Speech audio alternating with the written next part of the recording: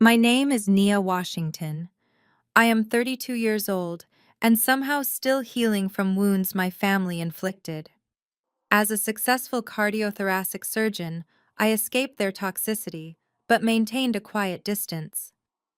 3 years ago, my little sister Chloe told our parents that I dropped out of medical school and stole her tuition money to fund a drug habit. A lie that made them cut me off instantly. They threw me out in the freezing rain and they did not come to my residency graduation or my wedding. Last week, Chloe was rushed to my emergency room with a ruptured aortic aneurysm. When I walked in as her attending physician, my mother gripped my father's hand so tight it left bruises. Growing up in Atlanta meant privilege to outsiders, but inside our sprawling home, emotional coldness permeated every corner.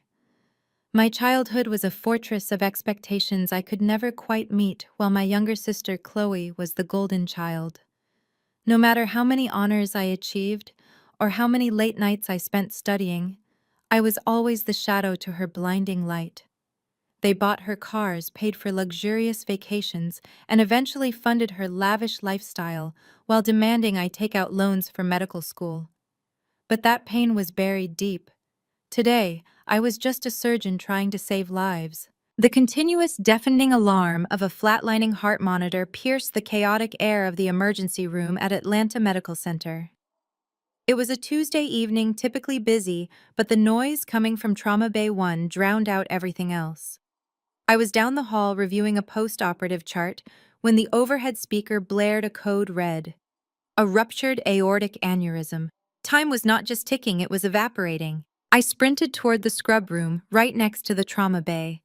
Through the large glass windows, I could see the frantic movements of the trauma team, blood soaked through the sterile sheets, and standing right in the middle of the room, actively hindering the nurses, were my parents. Pastor Thomas Washington and First Lady Vivian Washington. They were fully dressed in their Sunday best, having just come from a midweek church banquet. My father wore a tailored charcoal suit, his pastoral cross gleaming under the harsh fluorescent lights. My mother was wrapped in a silk emerald dress, her pearls clinging to her neck like a shield.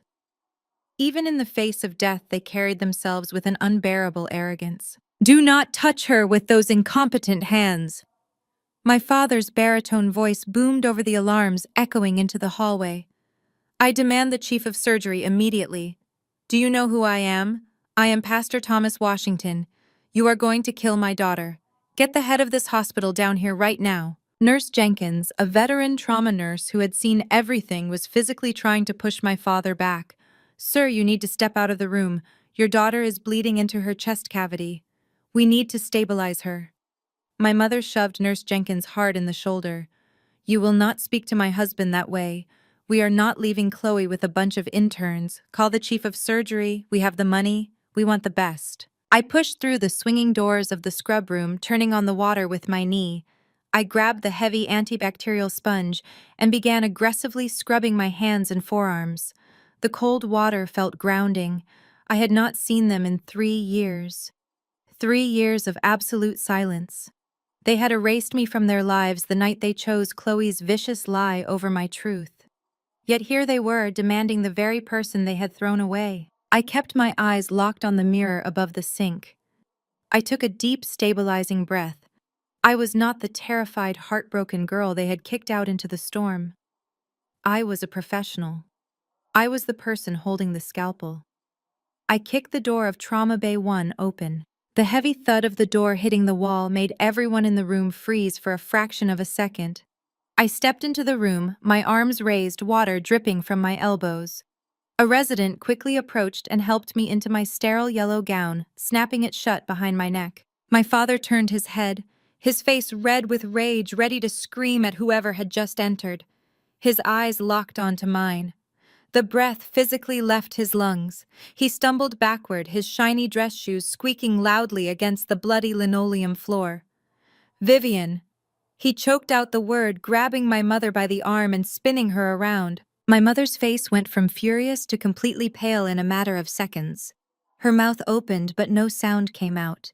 She stared at me as if I were a ghost. She looked at my scrubs, at the stethoscope around my neck, and at the authoritative way the trauma team parted to let me through to the operating table. "Get her out of here!" My mother suddenly shrieked, the shock morphing back into absolute hatred. "Security! Somebody call security right now. She has no right to be here. She is a disgraceful addict. She is a thief. Get her away from my daughter." Her voice cracked as she lunged forward, extending her manicured hands as if she was going to rip the sterile gown right off my body. Two security guards who had already been called to deal with my parents' disruptive behavior grabbed my mother by the shoulders and forcefully pulled her back. "Unhand me," she screamed, kicking her heels against the floor. "Thomas, do something. Do not let that junkie touch our baby. She will kill Chloe for revenge. She stole from us. She is high right now. Look at her." My father puffed up his chest, trying to use his massive frame to intimidate the room. He pointed a trembling finger at my face. "Nia, if you take one step closer to that operating table, I will have you arrested. I will sue this entire hospital into the ground. You are not a doctor. You are a dropout, a failure. I know for a fact you do not have a medical license." I did not flinch. I did not raise my voice. I simply thrust my hands into the sterile gloves held open by the surgical tech. I snapped them over my wrists. I walked right past my screaming mother and my trembling father, stepping directly into the pool of Chloe's blood on the floor. I looked down at the table. Chloe was pale, her lips turning blue, her chest heaving sporadically as the ventilator forced air into her lungs. "BP is crashing, Dr. Washington." Nurse Jenkins said, her eyes fixed entirely on me, completely ignoring the screaming pastor in the corner. "Pressure is 60/40. We are losing her. Push 2 units of O negative and prep the massive transfusion protocol." I ordered, my voice steady, cutting through the chaos like a knife. "Get the OR ready. We have less than 10 minutes before her heart stops completely." "You are not listening to me," my mother shrieked again, fighting against the security guards. "This is my daughter. I have the right to refuse care. I refuse her. Get another surgeon." I finally stopped. I turned my head slowly and looked my mother dead in the eyes. The sheer volume of my silence commanded the entire room. Even the alarms seemed to quiet down under the weight of the tension. I looked at Nurse Jenkins.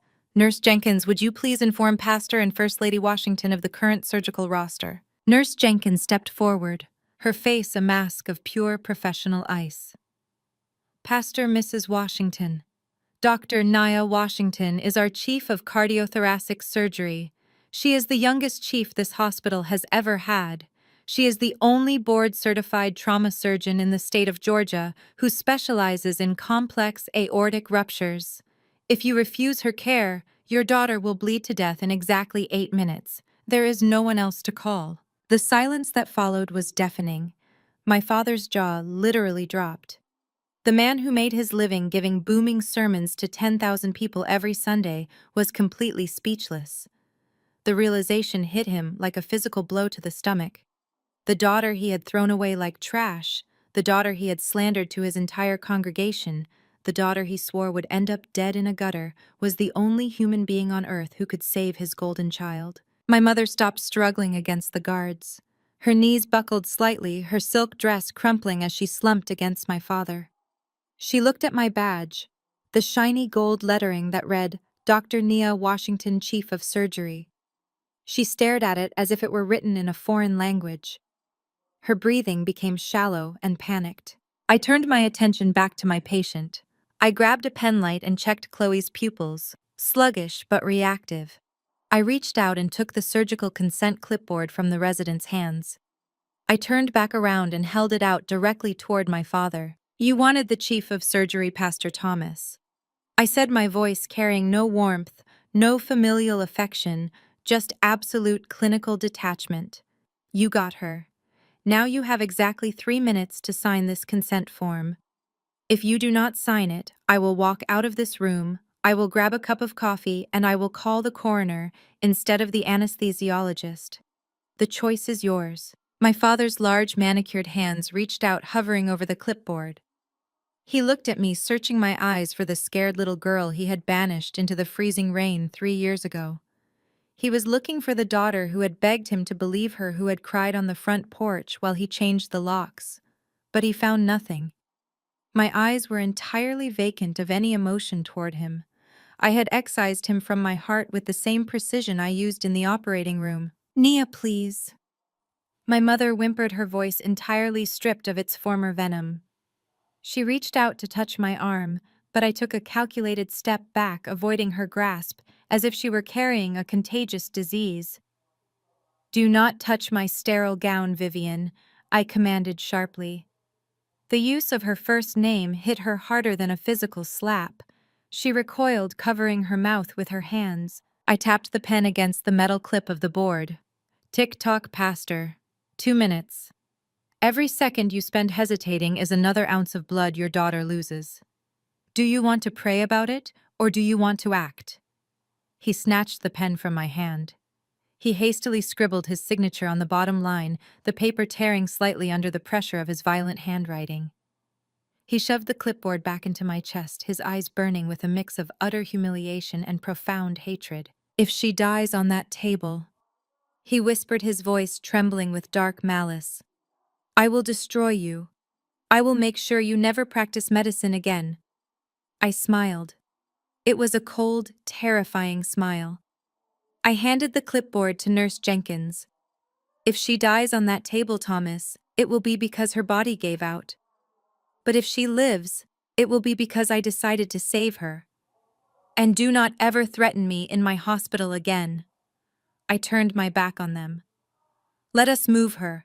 Now, I shouted to the trauma team.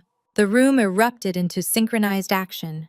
The residents and nurses grabbed the rails of the gurney, pushing it forward with maximum speed. I walked ahead of them, my clogs clicking sharply against the tile floor. We burst out of the trauma bay, leaving my parents standing alone in the middle of a blood-stained room, completely stripped of their power, their pride, and their illusions. They were no longer the esteemed leaders of a megachurch. They were just two terrified people who had just realized they were entirely at the mercy of the daughter they had discarded. The heavy double doors of the surgical wing swung shut behind my team, but the peace lasted for exactly 4 seconds. The sound of heavy footsteps pounding against the polished linoleum echoed down the corridor. My father had recovered from his initial paralysis and was now fueled entirely by wounded pride and sheer desperation. He physically pushed past the security guards stationed at the surgical perimeter, breaking every hospital protocol in the book. Stop right there! His baritone voice vibrated off the walls. I am not finished with you. He caught up to us in the pre-operative staging area, just as we were transferring Chloe from the transport gurney to the operating table. The anesthesia team was already prepping the intubation tray. My mother was trailing right behind him, frantically clutching her silk purse and gasping for air. Her emerald dress swished loudly as she marched into the restricted zone. You are not cutting into my daughter. My father pointed a trembling finger at me. There has been a massive administrative mistake here. I know for a fact that you dropped out of medical school 3 years ago. You do not have the credentials to be a chief of surgery. You must have falsified your records. I demand to see the board of directors. Dr. Washington, we need to intubate immediately, the lead anesthesiologist said, ignoring my father completely and looking directly at me. Do it, I ordered. Do not touch her. My father roared, taking another aggressive step forward. I am Pastor Thomas Washington. I lead a congregation of 10,000 people.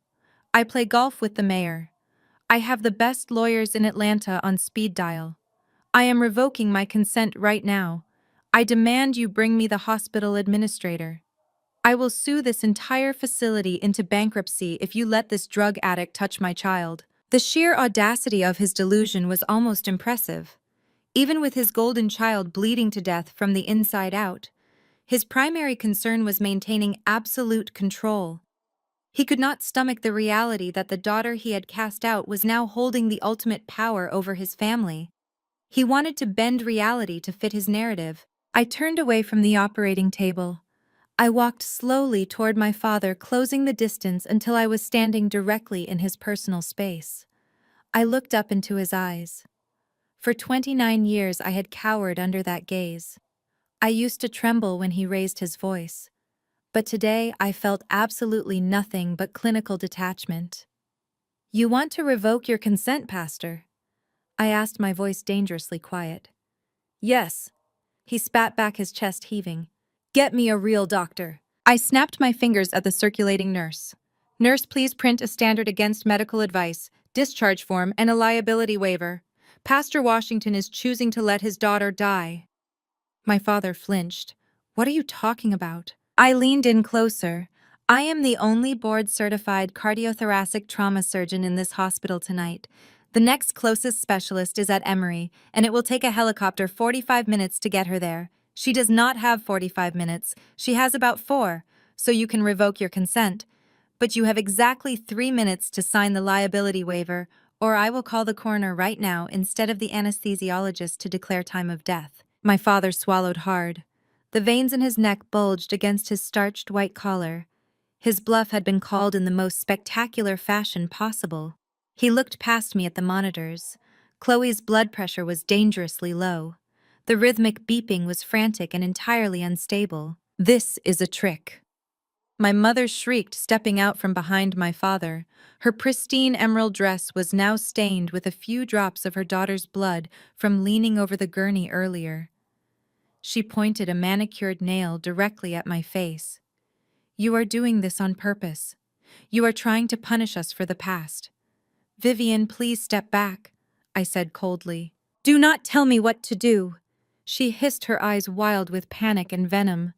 After what you did to us, you owe us. After you broke our hearts, you owe us her life.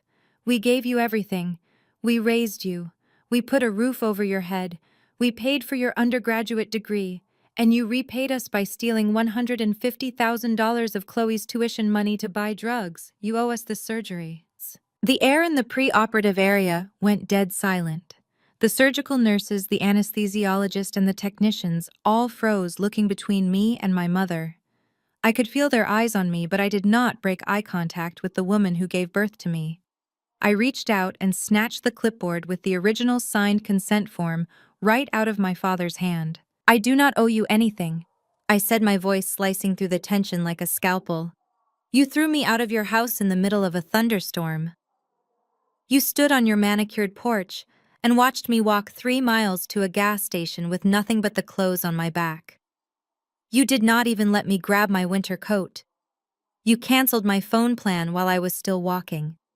You froze my bank account. You did not ask for my side of the story. You did not ask for bank statements. You just took the word of your perfect little angel over mine. My mother's breath hitched. She opened her mouth to argue, but I cut her off instantly. So do not stand in my operating room and talk to me about family obligations. I do not owe you loyalty. I do not owe you forgiveness. But I took a medical oath. I swore to do no harm and to save lives regardless of who is lying on my table. I took an oath, Vivian. It is just too bad you and the good pastor never took yours seriously. My mother visibly recoiled as if she had been physically struck by my words. Her hand flew to her chest, clutching her pearls tightly. She looked at my father for backup, but he was completely silent, staring blankly at the floor. The righteous indignation had been thoroughly drained out of him, leaving only the pathetic reality of his current situation. I turned to the hospital security guards who had followed them down the hall. Escort the pastor and his wife to the surgical waiting room. If they try to breach the sterile doors again, call the Atlanta police and have them arrested for trespassing and interfering with a life-saving medical procedure. Yes, Dr. Washington, the taller guard said, stepping forward and grabbing my father firmly by the arm. Let us go, sir. My father did not resist this time. He let the guard pull him backward. My mother let out a loud, dramatic sob, grabbing my father's sleeve as they were escorted out of the restricted area. I watched them walk away, their shoulders slumped, their arrogant posture completely shattered. They were finally powerless. I took a deep breath, letting the toxic energy of my parents leave my body. I turned back to the surgical team. The monitors were still blaring. The situation was critical. All right, everyone, I announced, my voice projecting clearly across the room.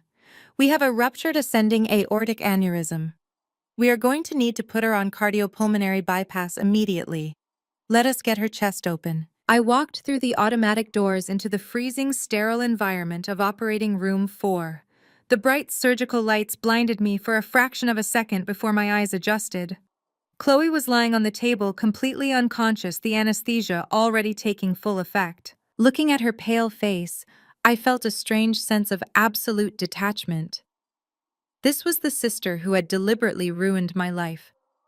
This was the girl who had lied flawlessly to protect herself, knowing it would completely destroy me. She had spent the last 3 years living in absolute luxury while I slept in my car and worked triple shifts to pay for my residency. She had everything handed to her on a silver platter. And yet here she was fighting for her life while I held the scalpel. "Scalpel," I said, holding out my right hand. The surgical tech slapped the cold metal instrument firmly into my palm. I made the first precise incision straight down the center of her chest. The room smelled strongly of iodine and metallic blood. The saw buzzed loudly as we opened the sternum, exposing the thoracic cavity.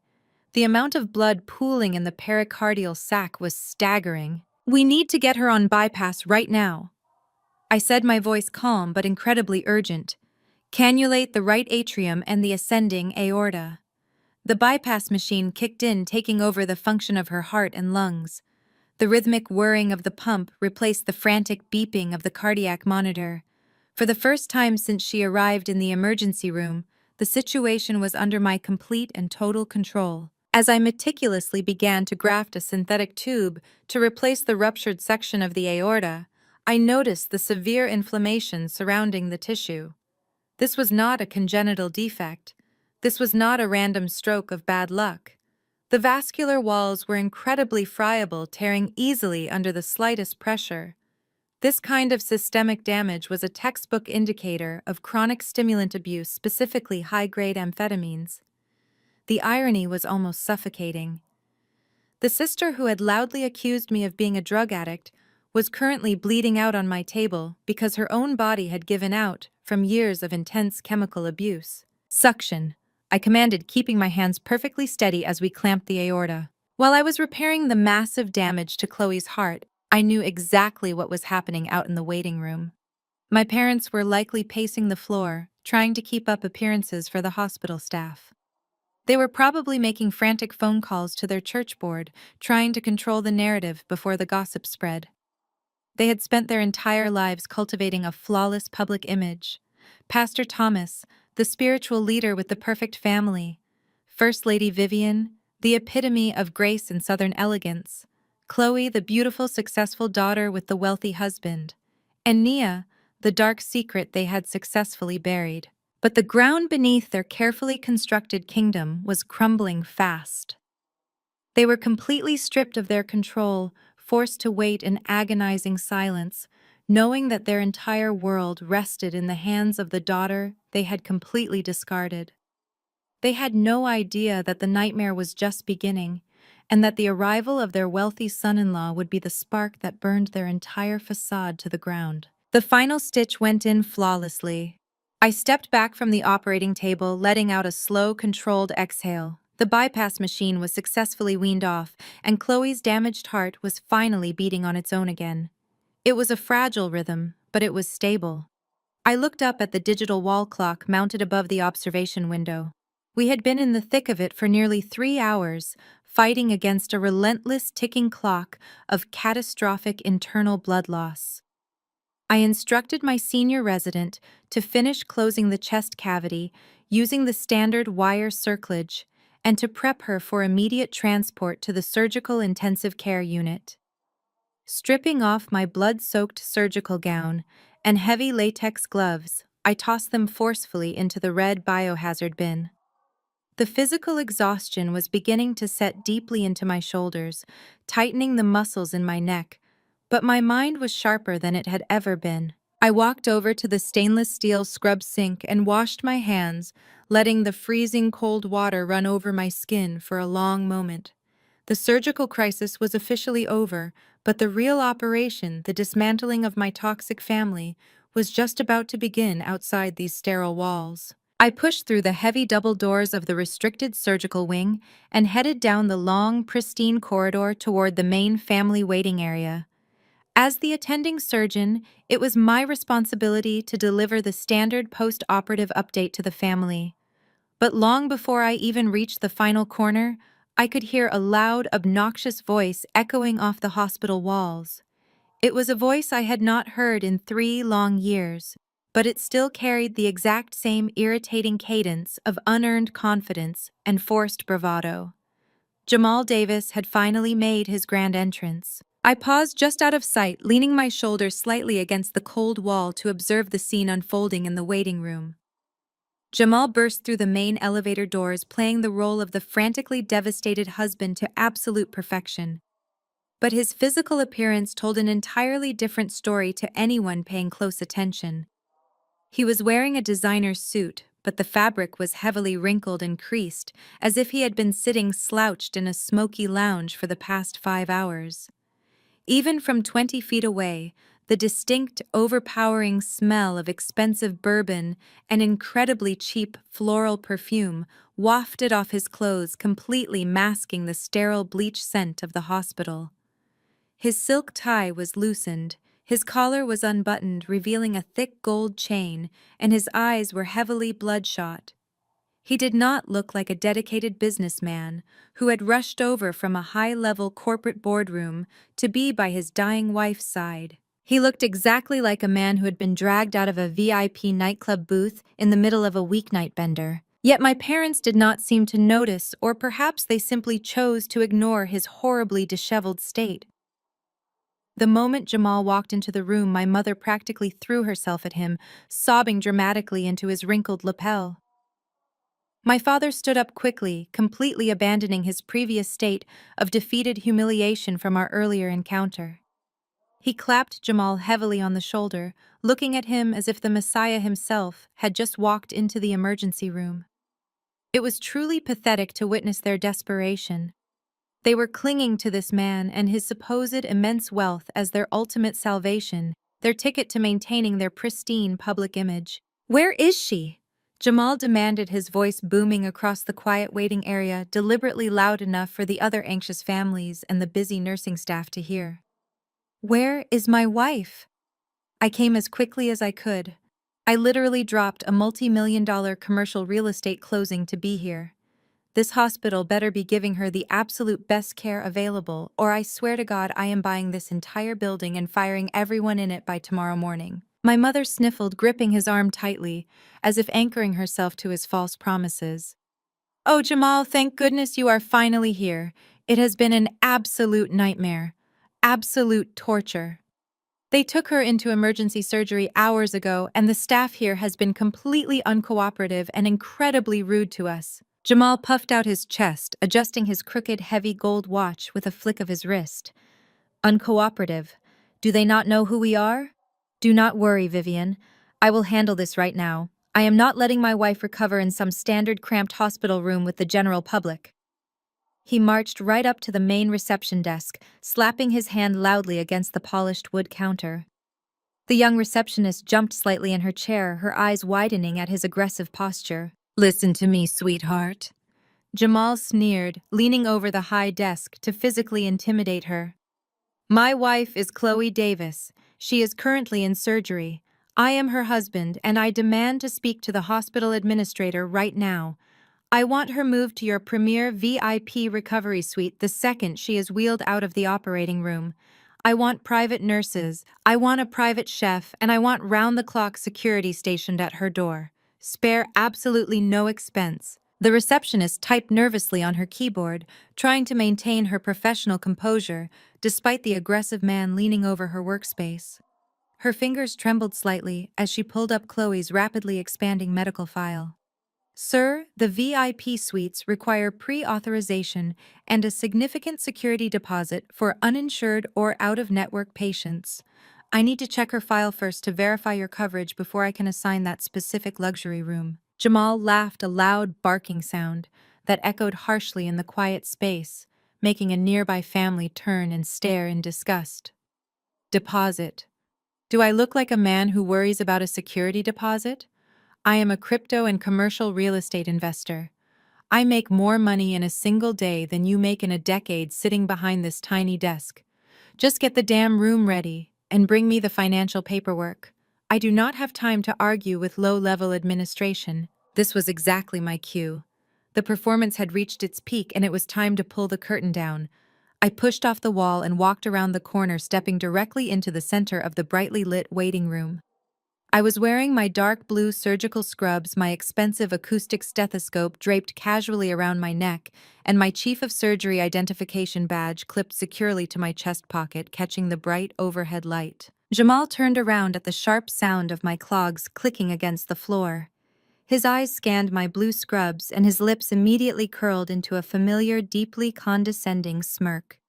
He had not seen me since the night my parents threw me out into the freezing rain, and in his incredibly narrow mind, I was still the disgraced dropout, the pathetic older sister who had ruined her life with a drug addiction.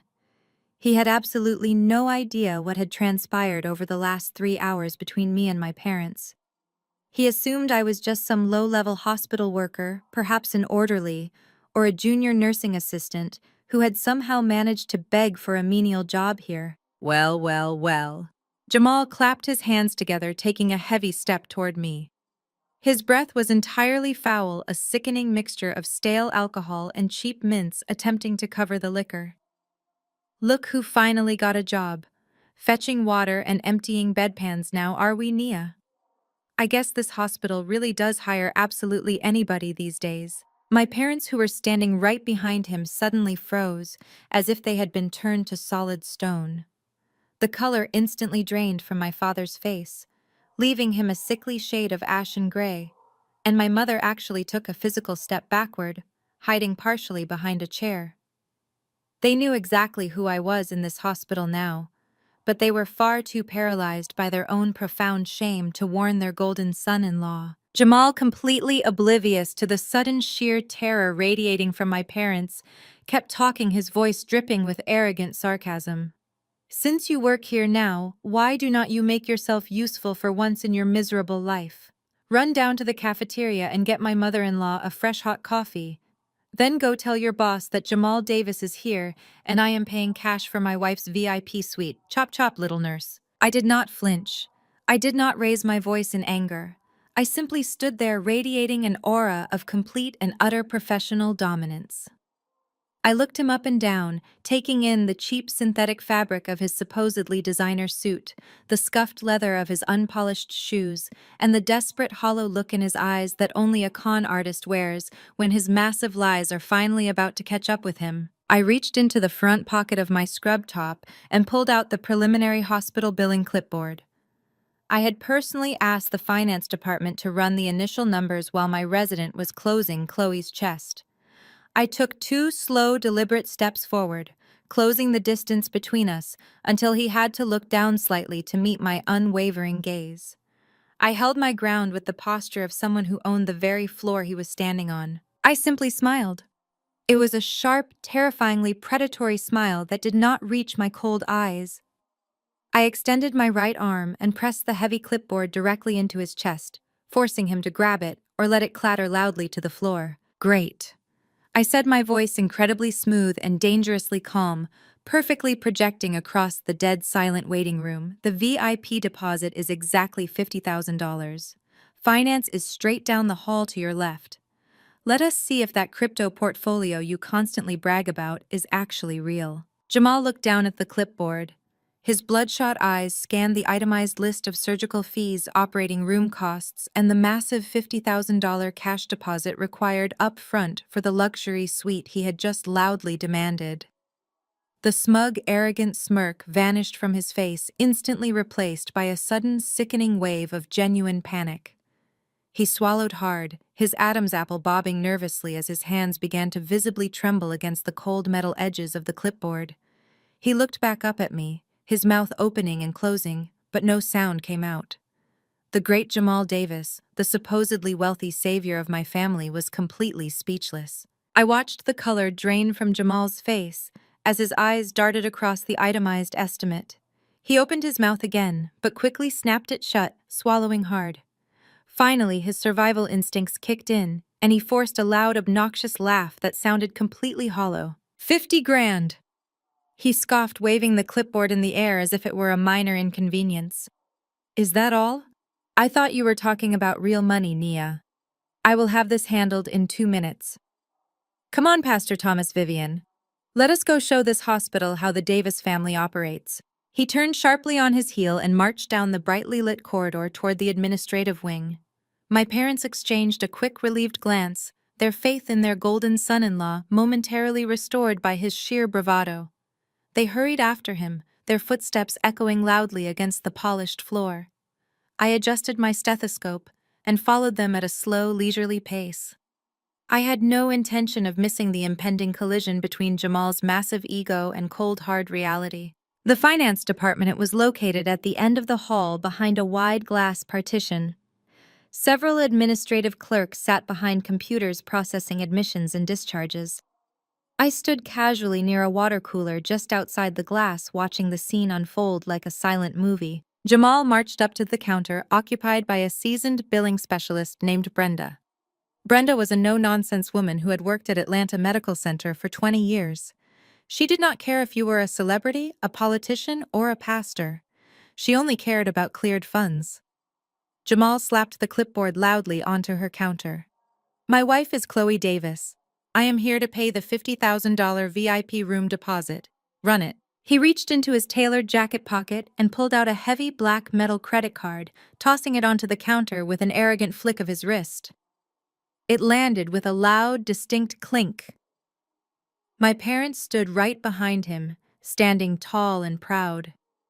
My father even puffed out his chest, looking around the waiting area to see if anyone was witnessing the immense wealth of his family. I noticed two nurses who attended my father's church standing near the elevator banks, watching the interaction with curious expressions. Brenda picked up the black card without a single change in her completely neutral expression. She typed Chloe's name into the system, pulled up the pending surgical account, and ran the card through the heavy terminal on her desk. The machine beeped a sharp, low tone. Brenda looked at the screen. Declined, she said flatly. Jamal's confident posture faltered for a fraction of a second. What? That is impossible. Run it again. The chip is probably dirty. I just bought a brand new Porsche with that card yesterday. Brenda sighed and wiped the chip on her sleeve before inserting it again. The machine processed for 3 agonizing seconds before emitting the exact same low beep. Declined, sir, she repeated, her voice carrying a little further this time. My father frowned, leaning slightly over Jamal's shoulder. Jamal, is everything all right? It is fine, Pastor. Jamal stammered, his voice pitching up half an octave. It is just a security freeze. You know how these high-security banks are. When you make a massive commercial real estate acquisition, they temporarily lock the accounts to prevent fraud. I just closed a $3 million deal this morning. The fraud department must have flagged the hospital charge as unusual activity. He frantically dug into his wallet, pulling out a silver platinum card and shoved it across the counter. Here, use this one. It is my backup travel account. Brenda took the silver card and swiped it. Beep. Declined. Jamal's hands started shaking. He pulled out a third card, a standard blue bank debit card. Run this one. Beep. Declined. The silence in the finance department was absolute. The 2 church member nurses by the elevators were now openly staring, their eyes wide with poorly concealed gossip. My mother's face turned a brilliant shade of crimson. Her perfectly manicured hands gripped her silk purse so tightly, her knuckles turned completely white. Sir, I have run 3 different cards from 3 different banks, Brenda said, her voice devoid of any sympathy. All of them are returning insufficient funds codes, not fraud alerts. Insufficient funds. That means there is no money in these accounts. That is a lie. Jamal shouted, slamming his fist against the counter. Your machine is broken. My accounts are loaded. Do you know who I am? Sir, please lower your voice, Brenda warned, gesturing to the security guard standing near the entrance. If you cannot provide the deposit, we will place your wife in the standard intensive care ward once she is out of surgery. Let me just verify her primary health insurance to cover the surgical costs. Jamal's eyes widened in sheer terror. Wait, no. Do not check the insurance. Just give me 10 minutes to call my wealth manager. But Brenda was already typing rapidly on her keyboard. She squinted at the screen and then looked up over her glasses, staring directly at my parents. Pastor Washington, I see here that Chloe is listed as a dependent under her husband's policy, but this premium plan was canceled 8 months ago, Brenda stated clearly. My father stepped forward, completely ignoring Jamal now. Canceled? What do you mean canceled? My daughter has top-tier coverage. Not according to the National Registry, sir. Brenda turned the monitor slightly so he could see the glaring red text. The policy was terminated due to severe non-payment. They missed 6 consecutive monthly premiums. As of right now, Chloe Davis is completely uninsured. The estimated cost for a complex aortic repair and a standard ICU stay is upwards of $300,000. My mother let out a small strangled gasp. She looked at Jamal, her eyes wide with a mixture of absolute horror and dawning realization. Jamal, the man who claimed to own multiple commercial plazas. Jamal, the man who bragged about buying his wife diamond tennis bracelets. Jamal, the man whose lifestyle my parents had been secretly funding to keep up appearances. He was broke, worse than broke.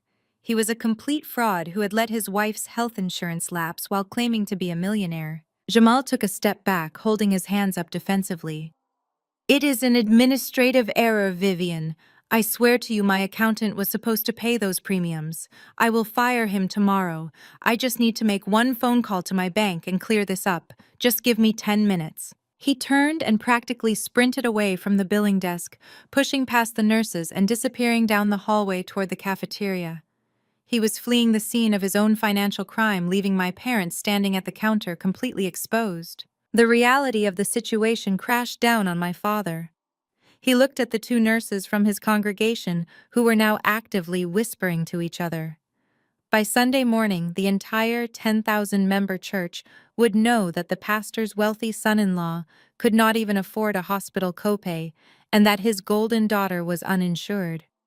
For a man whose entire identity was built on the perception of generational wealth and divine blessing, this was a fate worse than death. We need to pay this right now, my father hissed, grabbing my mother's arm.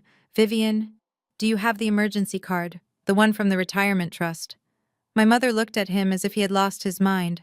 Thomas, that money is for our retirement. It took us 20 years to save that. We cannot just drain $50,000 right now. What about the church renovations? Vivian, look around. My father whispered furiously, his teeth clenched tight. Sister Mary and Nurse Hopkins are standing right over there. If we do not pay this deposit right now, the entire congregation will know Jamal is broke. They will know we are exposed. Pay the deposit. We will force Jamal to wire us the money tomorrow morning when his accounts unfreeze. My mother's entire body trembled. She knew exactly what Jamal was now. The veil had been lifted. The excuses about frozen accounts and bad accountants were obvious lies. But the crushing weight of their public image forced her hand. She could not bear the thought of being pitied by the women in her social circle.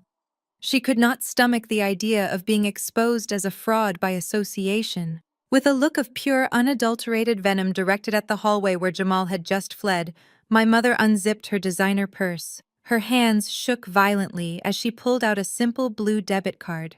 It was not a flashy metal card. It was the joint retirement account they had spent decades building. She handed it to Brenda, her eyes filling with tears of extreme resentment and profound humiliation. Run it. My mother choked out the words, tasting the bitter ashes of her own foolish pride. Run it for the full 50,000. Brenda took the card and swiped it. The machine processed for a moment and then printed a long receipt.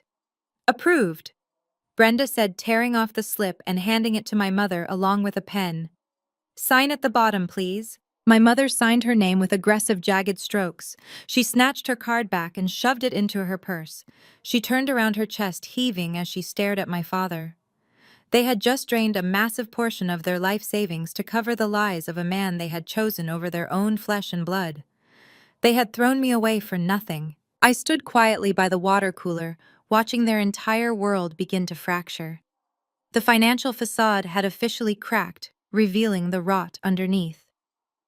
But I knew this was only the very first layer of the onion. Jamal's empty bank accounts were nothing compared to the medical reality I was about to deliver. I turned around and headed back toward the surgical waiting area to prepare the next devastating blow. I walked slowly back toward the main surgical waiting room, my clogs echoing lightly on the pristine tile. The heavy air of the hospital seemed to press down on the corridors, but I felt entirely weightless. By the time I rounded the final corner, my parents were already back in their seats looking completely drained. My father was staring blankly at the beige wall, his posture slumped. My mother was clutching her expensive leather purse to her chest as if it were a life preserver. Jamal had slinked back into the room looking like a cornered animal, his previous bravado entirely evaporated. He sat as far away from my parents as the seating arrangement allowed, frantically tapping his foot against the floor and staring at his silent phone. The tension in the room was so thick you could cut it with a scalpel. They were a shattered portrait of a perfect family struggling to maintain the illusion that they were not drowning. I stepped into the center of the room holding a thick manila folder containing Chloe's post-operative charts and the official laboratory results. My presence immediately commanded their attention. My father stood up, his face a mixture of lingering resentment and desperate anxiety. My mother simply stared at me, her eyes red-rimmed and exhausted. Jamal finally looked up, a nervous sweat breaking out across his forehead. They were waiting for me to tell them that their golden child was safely on the road to recovery, so they could pack up their remaining pride and go home. But I was not there to offer them false comfort. I was there to deliver the absolute truth. The surgery was a success. I said, my voice completely devoid of any familial warmth. I replaced the ruptured section of her ascending aorta with a synthetic graft. She is currently stabilized and being transferred to the surgical intensive care unit. She will remain on a ventilator for the next 24 hours to monitor her cardiac output and ensure the graft holds. My mother let out a loud, dramatic sigh of relief, pressing her hand against her chest. Oh, thank God. Thank you, Jesus. She closed her eyes and tilted her head back, whispering a prayer of gratitude. My father visibly relaxed his shoulders, dropping 2 inches. He looked at me, expecting the conversation to be over, expecting to resume his role as the untouchable patriarch now that the immediate physical danger had passed. But I did not break eye contact with him, and I did not step away. I took a step closer, holding the manila folder. "Do not thank God just yet, Pastor," I said sharply, cutting through my mother's prayer. A ruptured ascending aortic aneurysm in a 29-year-old woman with no congenital heart defects does not just happen by the grace of God. It is not a random medical anomaly. I pulled a single sheet of paper from the folder. It was printed on bright white hospital letterhead bearing the official stamp of the toxicology department. I held it out directly toward my father. "Read it," I commanded. My father hesitated, looking from the paper to my face and back again. He slowly reached out and took the document, his hands trembling slightly. "What is this?" my father asked, his voice low and defensive. "It is the comprehensive toxicology screen we ran right before we put your daughter on the bypass machine," I stated clearly, my voice carrying across the quiet room so Jamal could hear. "Read the highlighted section, Thomas. Read it out loud so your son-in-law can hear exactly why his wife almost bled to death on my operating table." My father adjusted his glasses, staring at the paper. His eyes scanned the medical jargon before stopping abruptly at the bright yellow highlighted line. His face went completely slack. He read the words, but his brain seemed to reject their meaning. "I do not understand," he mumbled. "What does this mean?" "It means your perfect golden child is a raging drug addict," I said bluntly, refusing to sugarcoat the reality. Her bloodstream was absolutely flooded with high-grade amphetamines, not just a recreational dose. This indicates severe long-term chemical abuse. Her vascular walls were completely inflamed and friable. The tissue surrounding her heart was tearing like wet tissue paper. Her body was under such extreme, prolonged physical stress that her aorta simply gave out. My mother leaped out of her chair, her face twisting into a mask of pure denial. "That is a lie!" she screamed, pointing a shaking finger at me. "You are lying. Chloe does not do drugs." She is a good Christian girl. She leads the youth ministry. You are just trying to ruin her reputation because you are jealous. You always wanted to destroy her. I did not flinch at her outburst. I just stared at the lab report in my father's hands. Numbers do not lie, Vivian, I said coldly, and neither does the massive structural damage to her heart. You threw me out of your house 3 years ago because you chose to believe a baseless lie about me being an addict. You did not ask for a single drug test. You did not ask for proof. But here is the proof about your favorite daughter printed in black and white by an independent state-certified laboratory. She has been abusing powerful stimulants for years. My father crumpled the edge of the paper, his knuckles turning white. He slowly turned his head to look at Jamal. The nervous sweat on Jamal's forehead had turned into a heavy sheen. He was pressed back against his chair, his eyes darting toward the exit. Thomas, my father growled, taking a menacing step toward the man he had been praising just an hour ago. What is going on in your house? What kind of marriage is this? Jamal held his hands up in a placating gesture. Pastor, listen to me. I did not know. I swear I had no idea she was taking anything. She said she was taking diet pills to lose weight for the church gala. I swear to you, I did not know it was serious. You are her husband. My father roared, his voice echoing violently in the small space. You live in the same house. You share the same bed. How could you not know your wife is a drug addict? My father advanced on Jamal, grabbing the lapels of his wrinkled designer suit and hauling him roughly to his feet. You are supposed to be providing for her.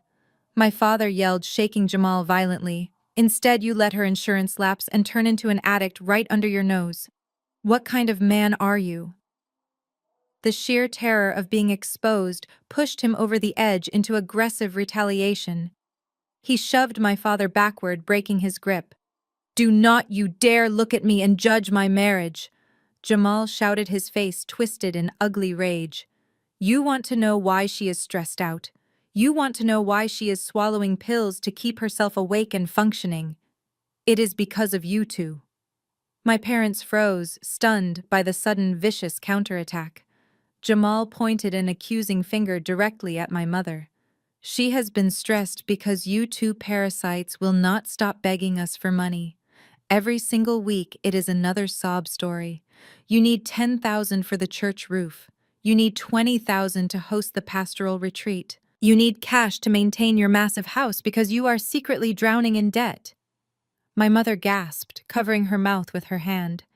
Jamal, keep your voice down. She hissed, glancing frantically around the waiting room to see if anyone was listening. I will not keep my voice down, Jamal yelled, stepping toward her. You parade us around your congregation like we are your personal bank account. You put so much pressure on Chloe to look like the perfect wealthy daughter that she was literally working herself to death trying to keep up the charade. You two are the reason she is lying in that bed. You bled us dry. You drove her to this. The wholly perfect family had officially turned on each other. My father lunged at Jamal, his fists clenched, ready to strike. Jamal braced himself, raising his arms to fight back. My mother screamed, trying to pull them apart, her silk dress tearing at the seam. They were eating each other alive right there in the waiting room, destroying their public image. I watched the chaos unfold, my face a mask of calm indifference. The first domino had fallen, and the entire kingdom was collapsing exactly as it was meant to. I did not need to raise my voice to destroy them. They were doing the work for me, tearing down their own empire of lies brick by miserable brick. Jamal abruptly backed away from my father, pushing his hands through his messy hair. He turned on his heel and stormed to the far corner of the waiting room, sinking into a vinyl chair and burying his face in his hands. He looked completely defeated, a pathetic shadow of the arrogant man who had marched into the hospital demanding a VIP suite. My father stood frozen in the center of the room, his chest heaving rapidly as he tried to process the sheer magnitude of the disaster. Not only was his golden daughter a severe drug addict whose body had just failed her, but she was completely uninsured. The estimated $300,000 medical bill hung over their heads like an executioner's blade. And the son-in-law, who was supposed to be their financial savior, was actually a parasite who had bled them completely dry. My mother collapsed back into her chair, covering her face with trembling hands. "We are ruined, Thomas," she whimpered, her voice barely a whisper. "We just drained $50,000 from our retirement account just for the deposit. We have nothing left to pay the surgeon. We have nothing left to pay the hospital. If the congregation finds out about the drugs and the money, they will force you to resign. The church board will strip you of your title. We will lose the parsonage. We will lose everything we have built." "Do not panic, Vivian," my father snapped, though his own voice was shaking with thinly veiled terror. "I am still the pastor of a 10,000-member congregation. I have connections. I have wealthy friends. We just need a short-term bridge loan to cover these hospital expenses until I can figure out a way to liquidate some of Jamal's remaining assets." He glared across the room at Jamal. Assuming this useless fraud actually has any assets left to liquidate, he frantically dug his mobile phone out of his suit pocket and began pacing the length of the waiting room. He walked past me without making eye contact, retreating to a slightly secluded alcove near the vending machines. But the hospital corridor was quiet, and his desperate, hushed voice carried perfectly down the hall. I leaned casually against the nurse's station, crossing my arms over my chest and listening intently as the great pastor Thomas Washington began begging for his financial life. "Deacon Miller," my father said, forcing a hearty, confident tone that sounded painfully hollow. "Yes, it is Pastor Thomas. Listen, I hate to call you so late, but we have a bit of a family emergency. Chloe is in the hospital. Yes, she had a minor cardiac event, but she is fine now. The issue is there was a mix-up with her insurance paperwork. I need a quick personal loan of about $50,000 just to cover the immediate out-of-pocket costs. I can pay you back with interest next month." There was a long pause as my father listened to the response. His forced smile slowly vanished, replaced by a tight grimace. "I understand, Deacon," he replied, his voice hardening. "Yes, I know I already borrowed $20,000 for the church roof repair last month.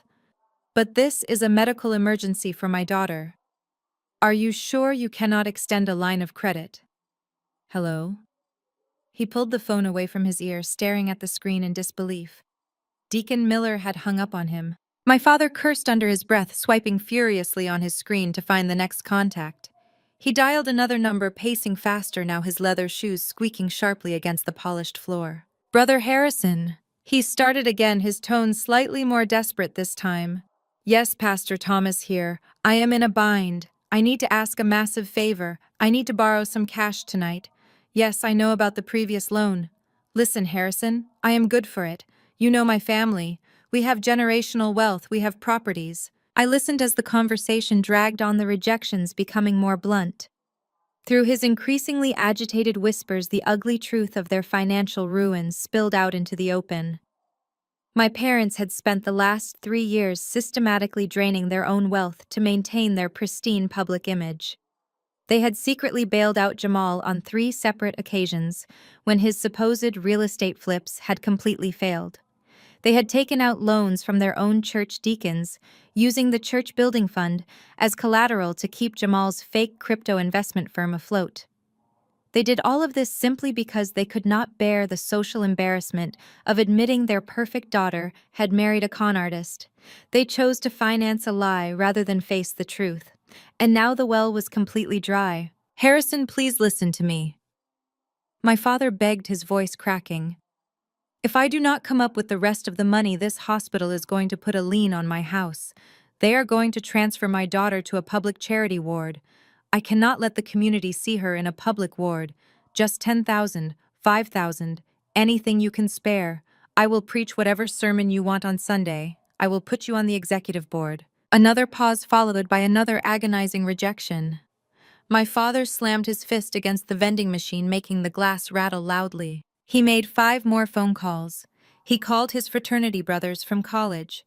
He called local politicians he had endorsed. He even called a rival pastor across town, attempting to leverage some old favors. Every single one of them said no. The word had clearly already spread through their tight-knit social circles. People knew the Washington family was financially toxic. They knew my father was overleveraged. The illusion of their massive generational wealth had finally shattered, and the rats were abandoning the sinking ship faster than he could dial their numbers. I watched him shrink with every single phone call.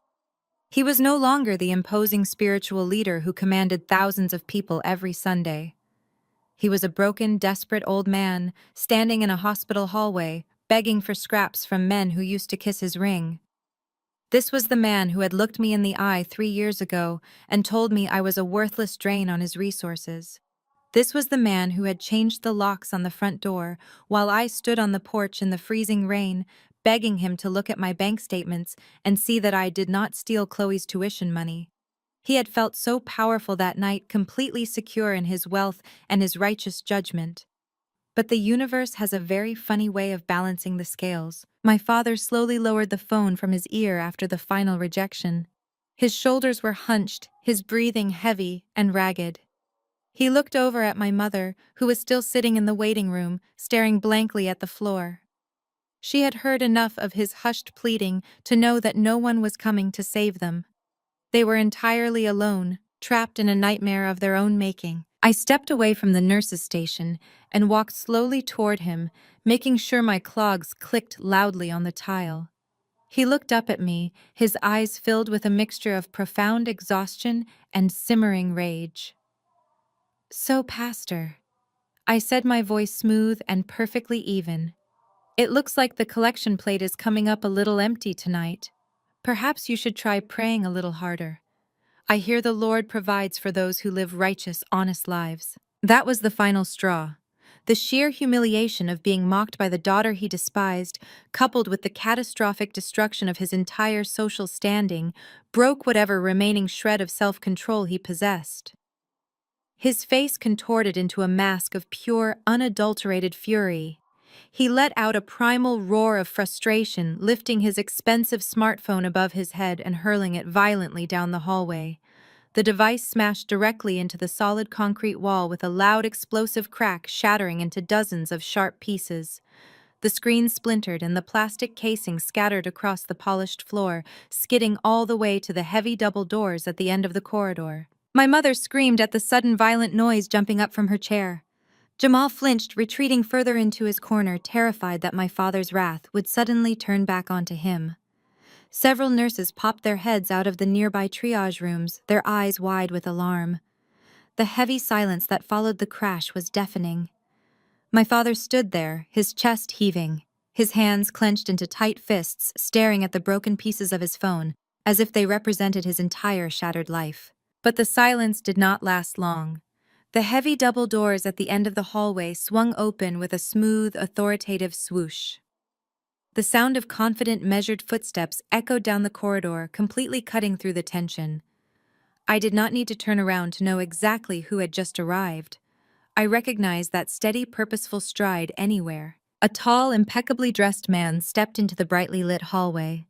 He was wearing a dark charcoal suit cut flawlessly to his broad shoulders, a crisp white shirt, and a deep crimson tie. His polished Oxford shoes clicked with absolute precision against the tile, stepping right over the shattered remains of my father's phone without even glancing down.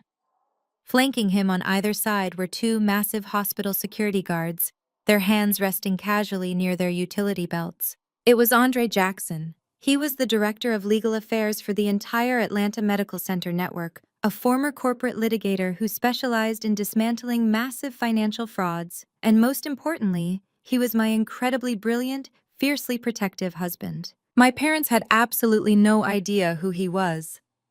When Andre and I got married 2 years ago in a beautiful, intimate ceremony surrounded by our chosen family, we had mailed an invitation to my parents' home out of a fleeting sense of obligation.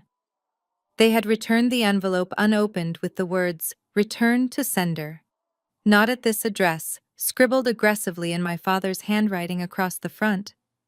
They had refused to acknowledge his existence, completely ignoring the fact that I had married one of the most powerful legal minds in the city. Now he was standing right in front of them, radiating an aura of absolute authority and cold, calculating power. He held a thick, pristine leather folder tucked neatly under his left arm. He stopped a few feet away from my father, looking at the older man with an expression of mild disgust, as if he were inspecting a particularly unpleasant stain on the hospital floor. Pastor Thomas Washington. Andre said, his voice a deep, resonant baritone that commanded instant respect. He did not ask it as a question. It was a statement of fact. My father quickly tried to compose himself, wiping the sweat from his forehead and puffing out his chest in a desperate attempt to reclaim some of his lost dignity. Yes, I am Pastor Washington. And who exactly are you? Are you hospital administration? Because I demand an explanation for the unacceptable treatment my family has received in this facility tonight. Andre did not smile. He simply raised an eyebrow, looking my father up and down. No, Pastor. I am not general administration. I am the man who is about to explain exactly how much trouble your family is really in. My father narrowed his eyes at the man standing before him. To Pastor Thomas Washington, anyone wearing a suit in a hospital was either a grieving relative or a bureaucrat looking to collect a debt. Given the frantic phone calls he had just made, and the massive uninsured medical bill looming over his head, he immediately assumed Andre was the latter. A high-level collections officer sent down to secure the hospital's financial interests before the family could slip away into the night. My father straightened his spine, attempting to summon the last remaining shreds of his pastoral authority. He puffed out his chest, his large frame towering over the shattered pieces of his phone on the floor. He pointed a thick finger at Andre, his voice booming, with the practiced cadence of a Sunday morning sermon. "Now you listen to me, young man," my father bellowed, stepping forward to close the distance. "I do not care what your title is, and I certainly do not appreciate you ambushing my family in our darkest hour. My daughter just underwent emergency open heart surgery. We have already paid your ridiculous $50,000 deposit. If you are here to harass me about the rest of the bill, you can turn right around and march back to your office. I am Pastor Thomas Washington of the Greater Grace Fellowship. I shepherd a flock of 10,000 souls in this city. You will not intimidate me with your legal threats. We will set up a payment plan when my accountant reviews the itemized charges on Monday morning." Andre did not flinch. He did not step back. He simply watched my father with the calm, analytical gaze of a predator, observing a particularly loud but entirely harmless prey. He let my father finish his grand speech, allowing the empty threats to hang in the sterile hospital air for a long, uncomfortable moment. Then Andre slowly opened his pristine leather folder. "I assure you, Pastor, I am not here to negotiate a payment plan." Andre said, his voice dangerously quiet, forcing my father to lean in slightly to hear him. "And I am not here to collect a debt. At least not the one you are currently thinking about." My mother stepped out from behind my father, her eyes darting nervously between the two men. "Then who are you?" she demanded, her voice shrill and trembling. "Why are you harassing us? We do not even know you." Andre slowly closed the folder and looked directly at my mother. The corners of his mouth twitched upward in a humorless smile. "That is entirely your own fault, Vivian," Andre replied smoothly. "You would know exactly who I am if you had bothered to open your mail 2 years ago." My parents exchanged a confused, panicked look. Jamal, who had been hiding in the corner, slowly stood up, sensing the massive shift in the room's power dynamic. Andre buttoned his suit jacket and took one deliberate step closer to my parents. "I am Andre Jackson. I am the Director of Legal Affairs for the Atlanta Medical Center Network. But more importantly, I am the man whose wedding invitations you so graciously returned to sender with the words, 'Not at this address,' scribbled across the front in red ink. I am Nia Washington's husband." The reaction was instantaneous and entirely physical. My father actually staggered backward, his shiny dress shoes slipping slightly on the polished tile. All the air left his lungs in a sudden sharp wheeze. His face drained of whatever color had returned, leaving him looking sickly and incredibly old. My mother gasped, covering her mouth with both hands, her eyes wide with unadulterated shock. They stared at Andre, absorbing the reality of his custom-tailored suit, his confident posture, and the immense institutional power he represented. The daughter they had thrown away like garbage had not just survived, she had thrived. She had become the chief of surgery, and she had married the director of legal affairs. We owned the very ground they were currently standing on. You! My father stammered, completely unable to form a coherent sentence. You are married to Nia. Yes, Andre answered, his tone utterly devoid of warmth. And I have spent the last 2 years listening to my brilliant, beautiful wife wake up from nightmares because of the trauma you inflicted on her. I know every single detail about the night you kicked her out. I know about the missing tuition money. I know about the brutal things you said to her. So let us drop the righteous pastor act right now, Thomas. It does not work on me. For a moment there was complete silence. The magnitude of their catastrophic miscalculation crashed down on my parents. They were entirely at our mercy. Nia held Chloe's physical life in her hands, and Andre held their financial and legal fate in his. Then my mother did what she always did when backed into a corner. She completely flipped her script. The haughty, arrogant First Lady vanished in the blink of an eye. She immediately adopted the persona of a fragile, heartbroken mother desperate to heal her fractured family. She took a step toward Andre, her eyes welling up with perfectly timed tears. She clasped her hands together in front of her chest, looking up at him with an expression of pure, manufactured innocence. "Oh, Andre," my mother cried, her voice trembling with artificial emotion. "We had no idea. We were so blinded by our own grief and confusion back then. We made a terrible mistake with Nia. We were just trying to protect Chloe. You have to understand a parent's heart. We have suffered so much missing our eldest daughter." Andre stared at her, his expression completely unchanged. He did not buy a single word of her performance. My mother took another step closer, reaching out to gently touch Andre's sleeve. He smoothly shifted his arm, completely avoiding her grasp. She awkwardly pulled her hand back but kept pushing forward with her manipulation. "We are family, Andre," she pleaded, her voice dripping with sickly sweet desperation. "You are our son-in-law. Family is everything. God tells us to forgive those who trespass against us. We need to heal this rift. We need to come together right now to support Chloe. And Andre, we are in such a terrible financial bind. Jamal's accounts are frozen. The medical bills are going to be astronomical. Surely, as the legal director and as our family, you can speak to the hospital board. You can have these mounting surgical fees waived. It would be a gesture of goodwill, a fresh start for all of us." My father quickly caught on to her strategy. He nodded vigorously, straightening his posture and attempting a weak conciliatory smile. "Yes, Andre, Vivian is absolutely right. We are all men of God here. We need to focus on forgiveness. If you could just make this massive hospital bill disappear, we can put the past behind us.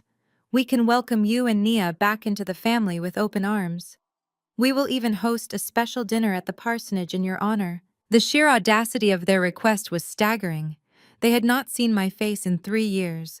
They had just spent the last hour actively insulting me and trying to get me removed from the operating room. They had drained $50,000 of their own retirement money because they refused to admit their golden son-in-law was a fraud. And now, less than 2 minutes after discovering Andre's identity, they were trying to use his marriage to the daughter they despised to secure a $300,000 financial favor. They did not care about me. They did not care about getting to know Andre. They only cared about saving their own skin and maintaining their precious bank accounts. I watched Andre from the end of the hall, feeling a deep surge of pride. I knew exactly how he was going to respond. Andre let out a short, dark laugh. The sound was entirely devoid of humor, and it instantly shattered my parents' fragile hopes. "Welcome us back into the family," Andre repeated the words, tasting bitter on his tongue. "Pastor Washington, First Lady. Vivian, I think you severely misunderstand the current situation. I did not come down here to seek your blessing.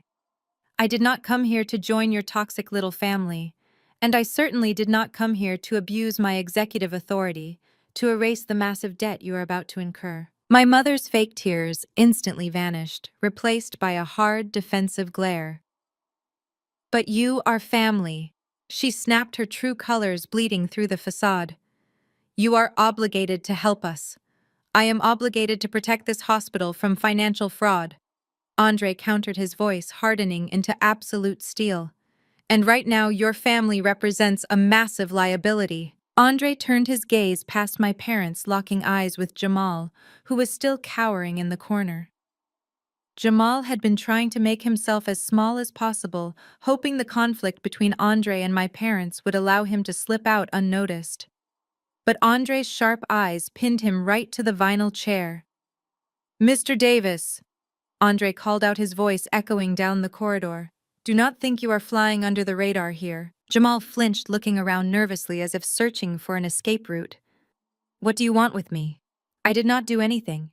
I'm just waiting for my wife." Andre opened his pristine leather folder once again.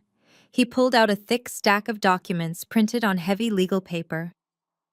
"As the Director of Legal Affairs, it is my job to mitigate risk when high-value uninsured patients are admitted to our VIP wards. When you aggressively demanded our luxury suite and then miraculously failed to provide a valid form of payment, I ran a standard expedited financial background check to determine your liability status." Jamal's face drained of all color. He jumped up from his chair, his hands shaking. "You cannot do that. That is an invasion of privacy. I am going to sue you." "You cannot afford to sue me, Jamal," Andre stated flatly, tapping the stack of papers. "Because according to these federal filings, you do not own a single commercial property. Your cryptocurrency investment firm is registered to a post office box in Delaware and has absolutely zero reported assets. The luxury sports car you claim to have bought yesterday is a short-term, high-interest lease that is currently 2 full months past due." My parents whipped around to stare at Jamal, their mouths hanging open in absolute horror. The rumors, the declined cards, the hushed phone calls, it was all completely true. "And that is not even the worst part." Andre continued, ignoring Jamal's pathetic protests. "The reason I am standing here tonight is not to collect a simple hospital bill. It is to inform you that your entire financial house of cards is about to collapse on top of this family. I have the receipts, Jamal. I have every single one of them, and we are going to go through them right now, line by line, until the truth is completely exposed." Andre stepped past my paralyzed parents and walked deliberately toward the small, scuffed coffee table sitting in the center of the waiting room seating area. He did not smile. He did not break eye contact with Jamal, who was trembling so violently, his knees knocked together. Andre unclasped his pristine leather folder and pulled out a thick stack of printed financial documents, dropping them onto the table with a heavy thud. The sound made my mother jump backward, clutching her purse tightly against her chest. "When you marched into the billing department, making loud, aggressive demands for our premier VIP suite and promising to pay cash, you triggered a very specific hospital protocol." Andre began, his voice calm, methodical, and dripping with authority. "Atlanta Medical Center does not offer luxury accommodations to uninsured patients based on verbal promises and cheap suits. We require verified liquid assets. So as the Director of Legal Affairs, I personally authorized a comprehensive expedited financial background check to verify your extravagant claims." Jamal shook his head frantically, taking a hesitant step backward. "You hacked my accounts. This is illegal. You have absolutely no right to look into my private business operations. I will have your job for this." Andre let out a cold, dismissive breath, completely unbothered by the empty threat. "It is completely legal, Jamal, when you explicitly offer your non-existent assets as collateral for a $300,000 medical procedure. Everything in this file is public record if you know where to look. And what our investigators found was not a commercial real estate empire. It was a poorly constructed, incredibly desperate Ponzi scheme." Andre picked up the top document, holding it up so my parents could see the glaring red foreclosure stamp printed across the top margin. "Let us start with your primary residence. The sprawling luxury estate in Buckhead you love to boast about at church gatherings. The house my in-laws believe you own outright. You do not own it. You have been renting it on a month-to-month lease, which you defaulted on 4 months ago. The formal eviction notice was filed last week. You and Chloe were going to be physically removed from the premises by the county sheriff on Friday morning." My mother let out a strangled gasp, sinking heavily into a nearby vinyl chair. "No, that is impossible." She stammered, her eyes wide with denial. He hosted our church leadership retreat there just last month. He catered the entire event. He hosted it with money he stole from other unsuspecting investors, Vivian. Andre corrected her sharply, his tone leaving absolutely no room for argument. He picked up another document. Here are the corporate filings for his cryptocurrency investment firm. It is registered in Delaware to a virtual post office box. There is no physical office. There are no employees. He has reported zero taxable corporate income for the last 3 consecutive years. The only money moving into this shell account comes from individual private investors. Investors he actively recruits from your own congregation, Pastor Thomas. And the money does not go into crypto. It goes directly to paying off his previous investors, just enough to keep them quiet, while he pockets the rest to fund his leased Porsche and his failing, pathetic lifestyle. My father stood perfectly still, his skin turning an alarming shade of gray. His eyes were completely glazed over, staring at the stack of documents as if they were venomous snakes ready to strike. He could not speak. The cognitive dissonance was simply too massive for his brain to process. Andre kept going, mercilessly peeling back the layers of Jamal's pathetic fraud. Your credit score is hovering in the low 400s. You have 3 different civil judgments against you for unpaid contractor fees. That expensive diamond tennis bracelet you bought Chloe for her birthday last year was purchased on a high-interest store credit card that was sent to collections 90 days later. You are completely, entirely broke, Jamal.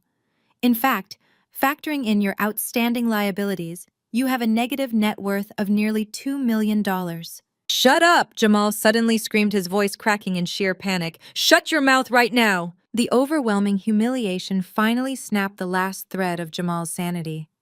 Realizing that his entire fake life was over and that the wealthy in-laws he relied on were now looking at him with absolute murder in their eyes, Jamal lost total control.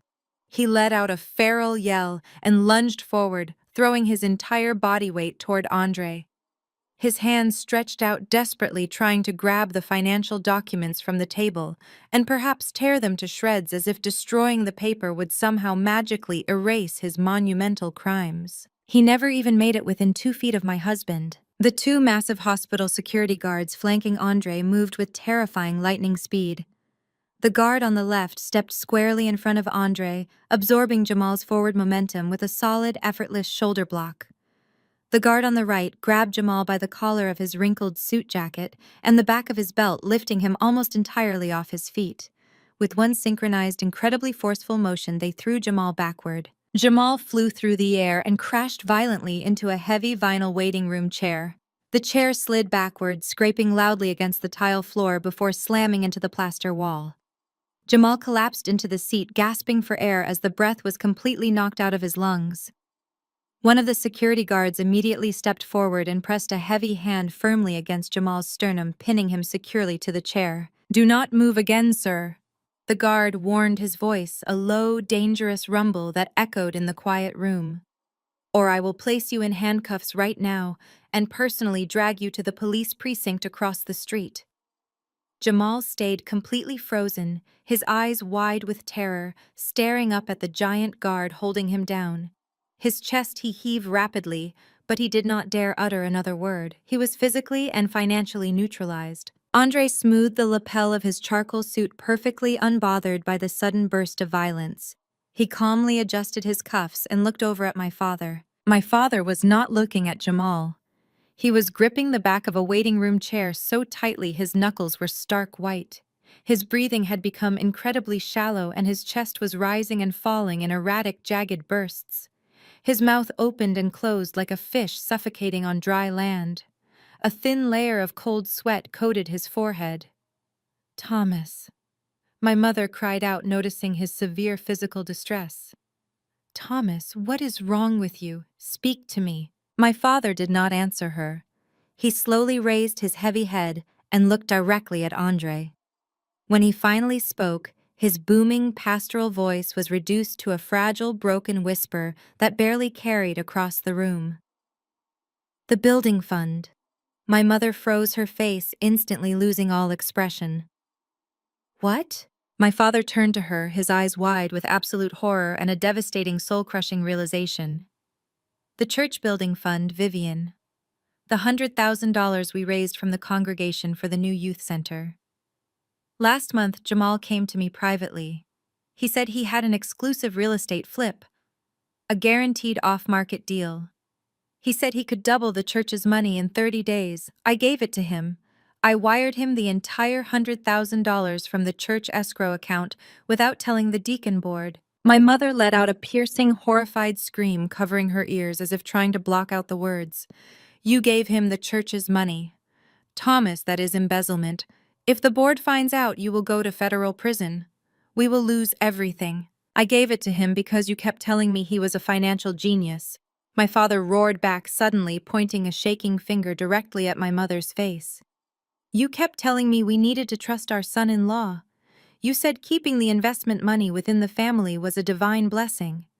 I only gave it to him to cover the massive financial hole we already dug when we bailed him out the first 2 times. They were unraveling completely. The holy united front they had presented to the world for 30 uninterrupted years was dissolving right before my eyes into a bitter, toxic pool of mutual blame and criminal liability. My father clutched his chest, his face contorting in genuine physical pain as the crushing weight of his monumental stupidity crashed down upon him. He had not just bankrupted his family. He had stolen money from his own devoted congregation to feed a Ponzi scheme run by a man who could not even pay a standard hospital copay. Andre watched their spectacular collapse with absolute clinical detachment. He picked up the last piece of paper from the coffee table, holding it delicately between his fingers. $100,000. Andre repeated, shaking his head slowly in mock sympathy. That is incredibly unfortunate, Pastor. Because according to these audited bank statements, the exact moment that $100,000 hit Jamal's account, it was immediately dispersed to offshore sports betting sites and high-end casinos in Las Vegas. The money is completely gone. There is no real estate flip. There is no new youth center. There is only a massive federal wire fraud investigation waiting to happen. My father let out a pathetic whimpering sound, sinking to his knees right there on the hospital floor. The great pastor Thomas Washington was brought entirely low, completely ruined by his own blind arrogance and superficial greed. He had valued the appearance of wealth and high social status over everything else in his life. He had chosen a flashy, charismatic con artist over his own hardworking, brilliant daughter. He had thrown me out into the freezing street because he desperately wanted to believe a ridiculous lie designed to protect this exact parasite. And now the parasite had completely devoured him from the inside out. Jamal sat pinned in his chair, sobbing quietly into his hands, his false bravado entirely stripped away. My mother stood paralyzed, her hands hovering near her face, completely unable to process the total destruction of her entire social and financial existence. And my father knelt on the cold floor, clutching his chest, a broken, disgraced man facing absolute ruin. I stood silently near the nurse's station, a few yards away, watching my husband expertly dismantle the people who had actively tried to destroy me. It was a masterclass in absolute righteous retribution, delivered without ever raising his voice. The sheer poetic justice of watching their superficial world implode was incredibly satisfying. But the autopsy was not quite finished. Andre had laid bare the financial crimes and the gross negligence, but the true emotional betrayal, the foundational lie that had torn our family apart 3 years ago, was still waiting to be dragged into the unforgiving light. The stage was perfectly set for the final devastating blow. I pushed off the edge of the nurse's station and walked slowly toward the center of the waiting room. The sharp clicking of my clogs against the pristine tile floor drew the attention of everyone in the room. My mother looked up from her paralyzed state, her eyes darting from Andre to me. The sheer desperation in her gaze was pathetic. Now that her wealthy son-in-law was exposed as a complete fraud, and her husband was kneeling on the floor facing federal prison, she was desperately searching for a new savior. She saw my scrubs, my badge, and the unwavering support of my powerful husband, and she immediately tried to pivot. "Oh, Nia!" My mother cried out, her voice cracking as she stumbled forward. Her silk emerald dress was stained and wrinkled, completely stripped of its former elegance. She reached out her trembling hands toward me, tears streaming down her face. Nia, you have to help us. You heard what Andre just said. Jamal has completely ruined us. He lied to us. He manipulated your father. He stole from the church. He is a monster. We are victims in all of this. Please, Nia, you are a doctor here. You have influence. You can help us sort this out. We are your family. I did not move a single muscle to comfort her.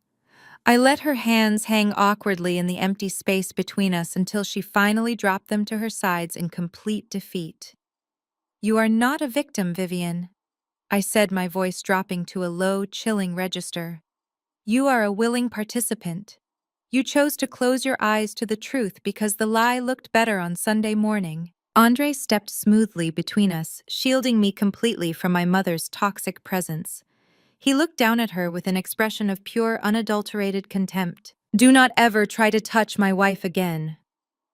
Andre warned, his voice slicing through the heavy air like a razor blade. And do not dare stand there and pretend you are an innocent victim of Jamal's deceit. Because Jamal's financial crimes against your family did not start with the church building fund last month. They started 3 years ago, and you were the ones who handed him the weapon. My father, who was still kneeling on the floor, clutching his chest, slowly looked up. What are you talking about? He wheezed, his face pale and slick with cold sweat.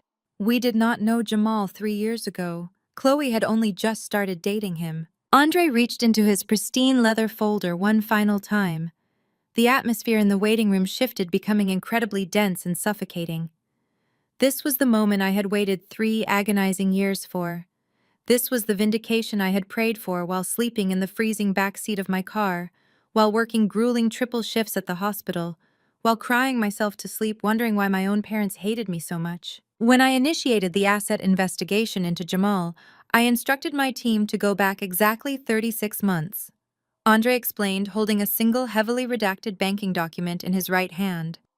I wanted to see the exact origin point of his financial relationship with your daughter.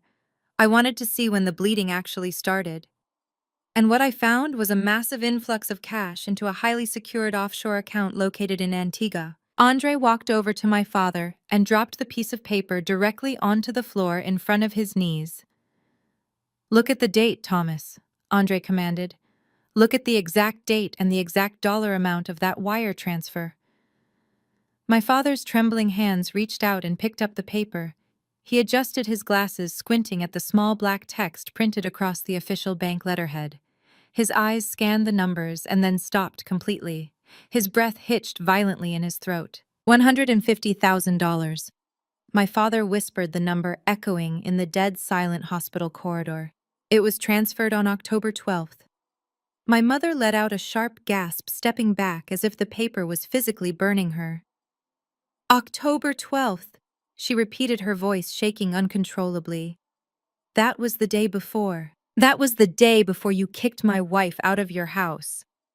Andre finished the sentence for her, his voice booming with righteous fury. That was the day Chloe came crying to you, claiming that her entire medical school tuition fund was missing. That was the day she pointed her finger at Naya and told you she had stolen the money to buy drugs. My father looked from the paper to Jamal, who was still pinned against the waiting room chair by the security guard. Jamal was openly weeping now, shaking his head back and forth in a pathetic attempt to deny the undeniable reality. Andre pointed a sharp finger directly at Jamal. 3 years ago, Jamal owed a massive debt to an illegal sports betting syndicate. They were threatening to break his legs. He was desperate, so he convinced his brand new girlfriend, your perfect golden child Chloe, to bail him out. No, my mother shrieked, covering her ears. No, Chloe would never do that. She wanted to be a doctor. That was her tuition money. Chloe never wanted to be a doctor, Vivian. I finally spoke, stepping out from behind Andre to deliver the absolute truth. She only applied to medical school because you and Thomas forced her to. She failed her entrance exams twice. She was terrified of disappointing you. So when Jamal needed money, she saw the perfect way out. She could give him the tuition money, play the victim, and escape the pressure of medical school all at the same time. Andre tapped the banking document in my father's hands. Look at the authorizing signature at the bottom of the wire transfer, Thomas. The bank requires a verified physical signature for offshore transfers of that magnitude. It is not Nia's signature. It is Chloe's. Your golden daughter walked into that bank branch, looked the teller dead in the eye, and voluntarily wired every single penny of her own tuition fund directly into Jamal's gambling account. The silence that followed was heavy enough to crush bone. My father stared at the signature on the paper, the familiar sweeping cursive of his youngest daughter, the absolute definitive proof of her ultimate betrayal. She orchestrated the entire thing. Andre continued, his voice relentless, pounding the truth into their skulls. She wired the money to her boyfriend. Then she came home and put on a spectacular performance for you. She knew you already resented Nia for being smarter, more independent, and less easily controlled. She knew you would jump at the chance to tear Nia down, so she handed you the perfect excuse, and you took it. I said, my voice breaking slightly, but I forced it to remain steady. I stared directly into my father's eyes. You took her word without a single shred of evidence. I stood on the front porch in the freezing rain and begged you to look at my bank statements. I begged you to call the police and file a report so they could investigate the missing funds. I begged you to drug test me right there on the spot, but you refused. My father dropped the paper. His hands fell limply to his sides. He looked up at me, his eyes filled with a level of agony and regret that I had never seen before. Nia, he whispered, his voice completely broken. We did not know. You did not want to know. I snapped back, the years of suppressed rage finally bleeding into my words. It was easier to blame me. It was easier to call me a junkie and throw me away than to admit your perfect parenting was a complete failure. You sacrificed your innocent daughter to protect a lie. You let me sleep in my car during the dead of winter. You let me starve.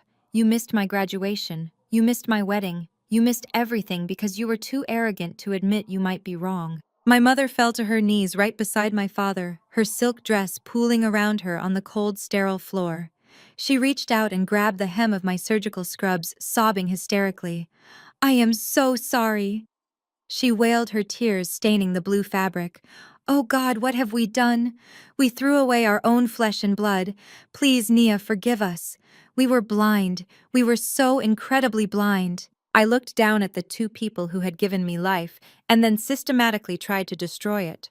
They were no longer the powerful, imposing figures of my childhood. They were just two broken, aging hypocrites kneeling on a hospital floor, completely surrounded by the wreckage of their own terrible choices. I gently but firmly pulled the fabric of my scrubs out of my mother's desperate grasp. I took a step back, putting physical and emotional distance between us. Your apologies mean absolutely nothing to me now, I said, my voice returning to its cold, clinical baseline. You are only apologizing because you got caught. You are only crying because the man you chose over me just stole your retirement fund and bankrupted your church. If Jamal was actually a millionaire, you would still be calling me a drug addict today. My father buried his face in his hands, his shoulders shaking with silent, heavy sobs. The destruction of his pride was absolute. I turned to Andre. He gave me a single affirming nod, a silent communication of unwavering support and deep protective love. We had delivered the truth. We had exposed the rot at the core of my family. The surgical removal of their toxic influence was almost complete. At that exact moment, the heavy double doors of the surgical intensive care unit swung open down the hall. A critical care nurse stepped out, looking directly at me, holding a clipboard. Dr. Washington, the nurse called out, her voice echoing in the quiet corridor.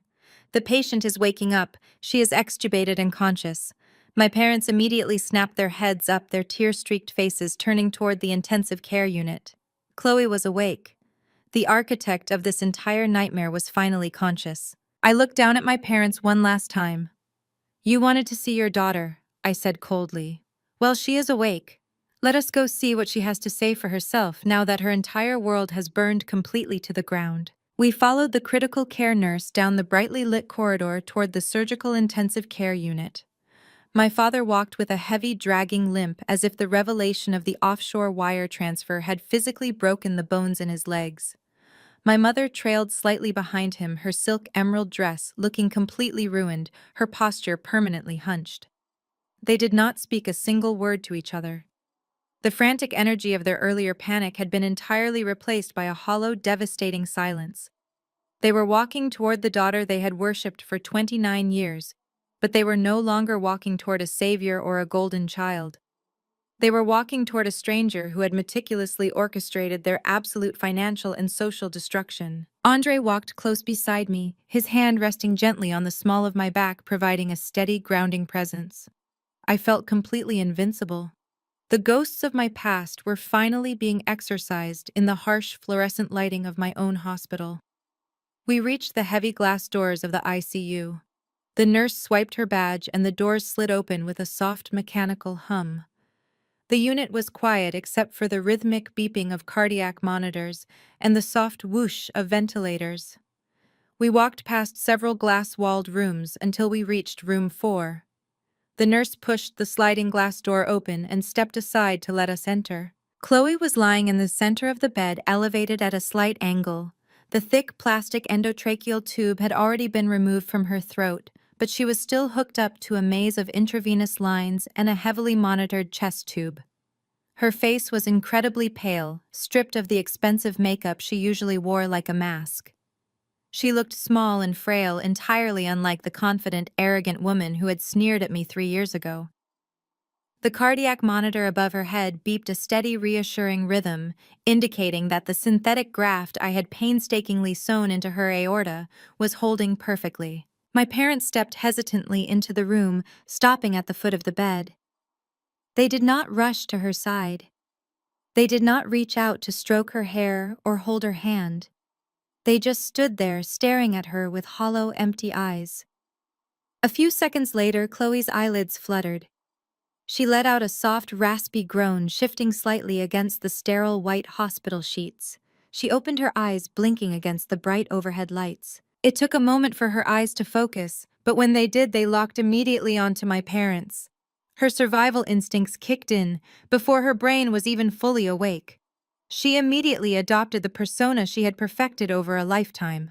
Her face twisted into a mask of pure, innocent suffering. "Mom, Dad," she croaked, her voice hoarse from the intubation tube.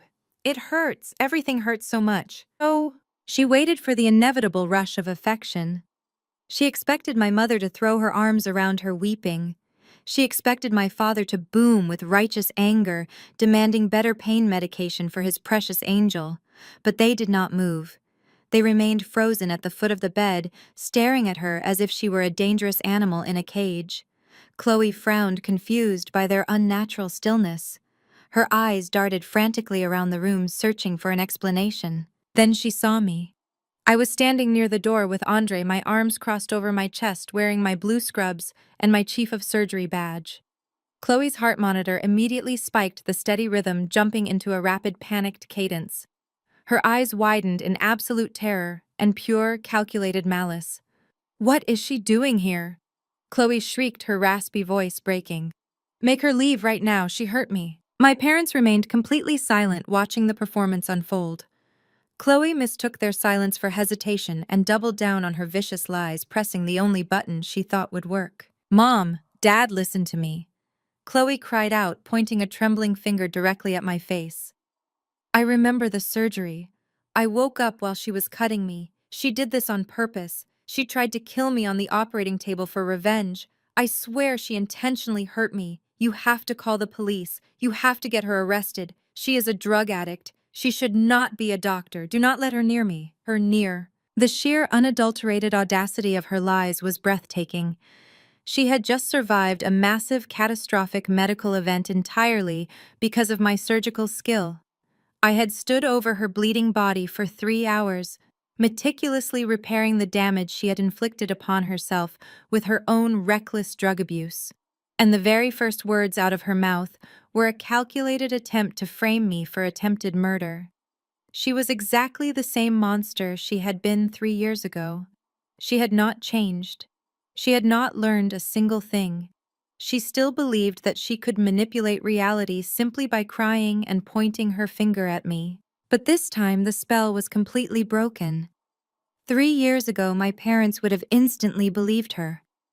They would have attacked me. They would have called hospital security to have me forcibly removed and stripped of my medical license. Today, they did absolutely nothing. My mother looked at Chloe's trembling, pointing finger and then slowly lowered her gaze to the floor. She could not even bear to look at the monster she had created. My father crossed his arms over his chest, his jaw clenched so tightly the muscles in his face trembled. He stared at his golden child with an expression of pure, unadulterated disgust. Chloe's frantic cries slowly faded into a confused, heavy silence as she realized her performance was not working. She looked from my father to my mother, her panic genuine now. "Mom, Dad, why are you just standing there? Did you not hear what I said? She tried to kill me. Where is Jamal? I want my husband. Get Jamal in here right now." My father finally spoke, his voice a low, terrifying rumble. "Jamal is currently being detained by hospital security in the waiting room," my father said coldly. "He is waiting to be handed over to the Atlanta Police Department for federal wire fraud." Chloe froze. The color completely drained from her already pale face, leaving her looking like a corpse. "What?" she whispered. "What are you talking about? Jamal is a millionaire. He is a successful real estate investor. We know about the offshore accounts, Chloe." Andre interjected, stepping forward into the light so she could see him clearly. "We know about the Delaware Shell Company. We know about the fake crypto investments. We know about the leased cars and the foreclosure on your house. And most importantly, we know about the bank wire transfer from October 12th, 3 years ago." Chloe's heart monitor let out a loud, continuous warning beep as her heart rate skyrocketed. She stared at Andre, her mouth opening and closing in absolute shock. "We know you wired your entire $150,000 tuition fund directly into Jamal's gambling account." Andre continued, his voice relentless. "We know you orchestrated the entire lie to cover his debts and framed your sister to protect yourself. And we know that your husband just embezzled $100,000 from your father's church. Your entire life is a fraud." Chloe looked desperately at my parents, searching for any sign of forgiveness or denial. But there was nothing. They were completely empty. The realization that she had been entirely exposed, that her entire kingdom of lies had been burned to the ground, finally hit her. She let out a loud, pathetic sob, burying her face in her hands. That was when I started to laugh. It started as a low chuckle deep in my chest and quickly grew into a full, cold, genuine laugh that echoed brightly off the sterile walls of the intensive care unit. It was the laugh of a woman who had finally been completely released from a lifetime of unearned guilt and toxic manipulation. It was the sound of absolute freedom. I stopped laughing and walked slowly toward the side of her bed. I reached into the large front pocket of my scrubs and pulled out a thick, stapled document. I had printed it out at the nurse's station before we walked in. It was the preliminary itemized hospital bill for an emergency open heart surgery, a complex synthetic aortic graft, an extended stay in the surgical intensive care unit, and the required battery of high-grade pharmaceutical drugs. I stood over her, looking down at her pathetic weeping form. I did not feel an ounce of pity. I raised my hand and casually dropped the thick stack of papers directly onto her lap. The heavy thud made her flinch. Chloe slowly pulled her hands away from her face and looked down at the document. Her eyes widened as she read the massive, bold number printed at the bottom of the final page. $320,000. "Since Jamal let your premium health insurance lapse 8 months ago for non-payment, you are entirely responsible for this balance out of pocket," I said, my voice perfectly calm and incredibly sharp. "And since your bank accounts are currently frozen under a federal fraud investigation, I expect you will have a very difficult time setting up a payment plan." Chloe looked up at me, tears streaming down her face. "Nia, please," she begged, her voice a pathetic whisper. "You are my sister. I did not kill you on the operating table, Chloe," I said, leaning in slightly so she could see the absolute coldness in my eyes. "I saved you. I stood over your broken, drug-addicted body, and I meticulously put your heart back together piece by piece. I gave you your life back, so you can live long enough to pay me back every single penny you owe me." Chloe stared at the thick stack of papers resting heavily on her lap. The bold print of the $320,000 balance seemed to brand itself directly into her retinas. She opened her mouth to argue, to scream her usual demands for someone else to fix her problems, but the words completely died in her throat. Her eyes darted frantically around the sterile room, searching for an escape route that did not exist. She looked at my face and finally realized that the older sister she used to bully was entirely gone. I was not the family scapegoat anymore. I was the executioner, and I was holding the absolute final judgment in my hands. She let out a pathetic, whimpering sound, sinking deeper into the stiff hospital pillows. The sheer magnitude of her financial debt, combined with the terrifying reality of Jamal's impending federal wire fraud charges, broke her completely. Her carefully constructed life of luxury and privilege had been instantly reduced to ashes. She squeezed her eyes shut, tears of absolute terror leaking into her hairline as her heart monitor beeped in a rapid, erratic rhythm. My mother watched her golden child completely shatter. The grand illusion of their perfect, wealthy life was evaporating into thin air right in front of her eyes. The reality of the massive medical debt, the stolen church funds, the exposed drug addiction, and the total lack of any financial safety net finally pushed Vivian over the completely frayed edge of her sanity. She turned away from the hospital bed and looked directly at me. Her face was contorted into a mask of pure, desperate agony. The arrogant First Lady of the Greater Grace Fellowship was completely gone, replaced by a terrified, broken woman staring into the abyss of absolute ruin. She took a staggering step toward me, her hands outstretched and trembling violently. "Nia, please," my mother begged, her voice cracking into a high-pitched, miserable wail. "You cannot do this to us. You cannot demand this kind of money from her. We cannot help her pay it. We have absolutely nothing left." I stood perfectly still, watching her crumble. I did not offer a single word of comfort. I simply let her humiliating admission hang in the cold hospital air. "We have nothing left, Nia," my mother repeated, her voice dropping to a desperate, frantic whisper. She threw away the last shreds of her dignity and fell to her knees right there on the hard linoleum floor of the intensive care unit. She clutched the edges of her ruined emerald silk dress, looking up at me with wild, pleading eyes. "We lied about all of it. We took out a massive second mortgage on our house just to help them.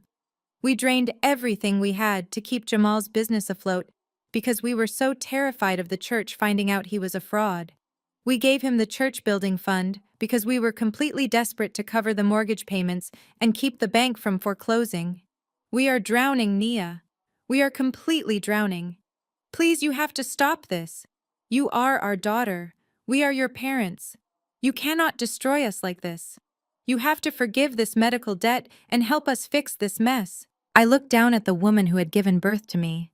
She was weeping hysterically, snot and tears smearing her expensive, flawless makeup across her face. She was begging for mercy from the daughter she had mercilessly thrown into the freezing rain 3 years ago. She dared to invoke the title of parent as if it were a magic spell that could instantly erase years of horrific emotional abuse and profound betrayal. It was a pathetic, miserable sight. I did not feel a single ounce of sympathy for her. I felt a profound, incredible sense of closure. The universe had finally balanced the scales, and it had placed the sword of justice directly into my hands. I slowly lifted my calm gaze from my weeping mother and looked at Andre. He was standing just a few feet away, watching the entire pathetic scene unfold, with his usual calm, calculating demeanor. He caught my eye and gave me a single decisive nod. It was time for the final blow. It was time to completely sever the rotting, toxic ties that bound me to this family once and for all. Andre reached into his pristine leather folder one last time. He did not pull out another hospital bill or a printed bank statement. He pulled out a thick, legally binding document printed on heavy ivory paper. The official seal of the Fulton County Superior Court was stamped vividly in bright red ink at the very top of the page. He walked slowly over to my father, who was still standing completely paralyzed at the foot of Chloe's bed, and held the document out toward him. My father stared at the legal paper as if it were a loaded weapon aimed directly at his chest. His chest heaved rapidly, but he did not make a single move to take it. He was completely frozen, trapped in a nightmare he could not wake up from. Andre did not wait for his permission. He simply dropped the heavy document onto the foot of the hospital bed, right next to my father's trembling hands. "What is that?" My father choked out, his booming pastoral voice reduced to a fragile, broken whisper. I stepped forward, closing the physical distance between us until I was standing right next to Andre. The air in the intensive care unit felt incredibly thin, heavily charged with the electricity of absolute righteous vengeance. I looked my father dead in the eyes, making sure he felt the full devastating weight of my next words. "I know all about the second mortgage, Thomas," I said, speaking with absolute ice in my veins. My voice cut through the rhythmic beeping of the cardiac monitors, loud, clear, and entirely merciless. "I know that you foolishly leveraged the only real asset you had left to bail out a pathetic con artist. I know that you have been struggling to make the minimum payments for the last 6 agonizing months. And I know perfectly well that exactly 90 days ago you completely stopped paying your lender altogether." My father's eyes widened in sheer, unadulterated terror. He gripped the metal railing of the hospital bed to keep himself from collapsing. "How do you know that?" He gasped, his breathing becoming erratic and shallow. "Because your lender got tired of waiting for a miracle, Pastor." I explained, my words striking him like physical blows. When a bank decides that a loan is entirely toxic, they sell it off to the highest bidder on the open market to quickly recoup their financial losses. They sold off your bad debt last week, and when they put your mortgage on the open market, Andre's private equity firm bought it. The silence in the room was absolute and entirely deafening. Even Chloe stopped crying, her breath catching painfully in her throat as she stared at me in horrified disbelief. My mother stopped weeping, her hands falling limply to her sides as the devastating words slowly registered in her panicked, terrified brain. "You do not owe the bank anymore, Pastor Thomas." I stated, my voice echoing with terrifying absolute finality. "You owe me, and you are officially 90 days delinquent on your payments." The legal grace period expired yesterday afternoon. My father stumbled backward, his legs finally giving out completely beneath him. He crashed heavily into the small vinyl visitor chair in the corner of the room, his face turning a sickly, horrifying shade of gray. "You bought our house," he whispered, his mind completely unable to process the magnitude of his total defeat. "You bought the family home." "I did not just buy your house, Thomas," I corrected him smoothly, my tone completely devoid of any familial warmth. "I bought your debt. I own your financial ruin. And since you are in severe, undeniable default, I am exercising my absolute legal right to foreclose on the property immediately without any further warning or negotiation. The official county eviction notice will be securely pinned to your front door at exactly 8 o'clock tomorrow morning." My father grabbed his chest, letting out a sound that was half gasp and half sob. "But the church," he stammered frantically. "The parsonage is tied to that property. If we lose the house, we lose everything.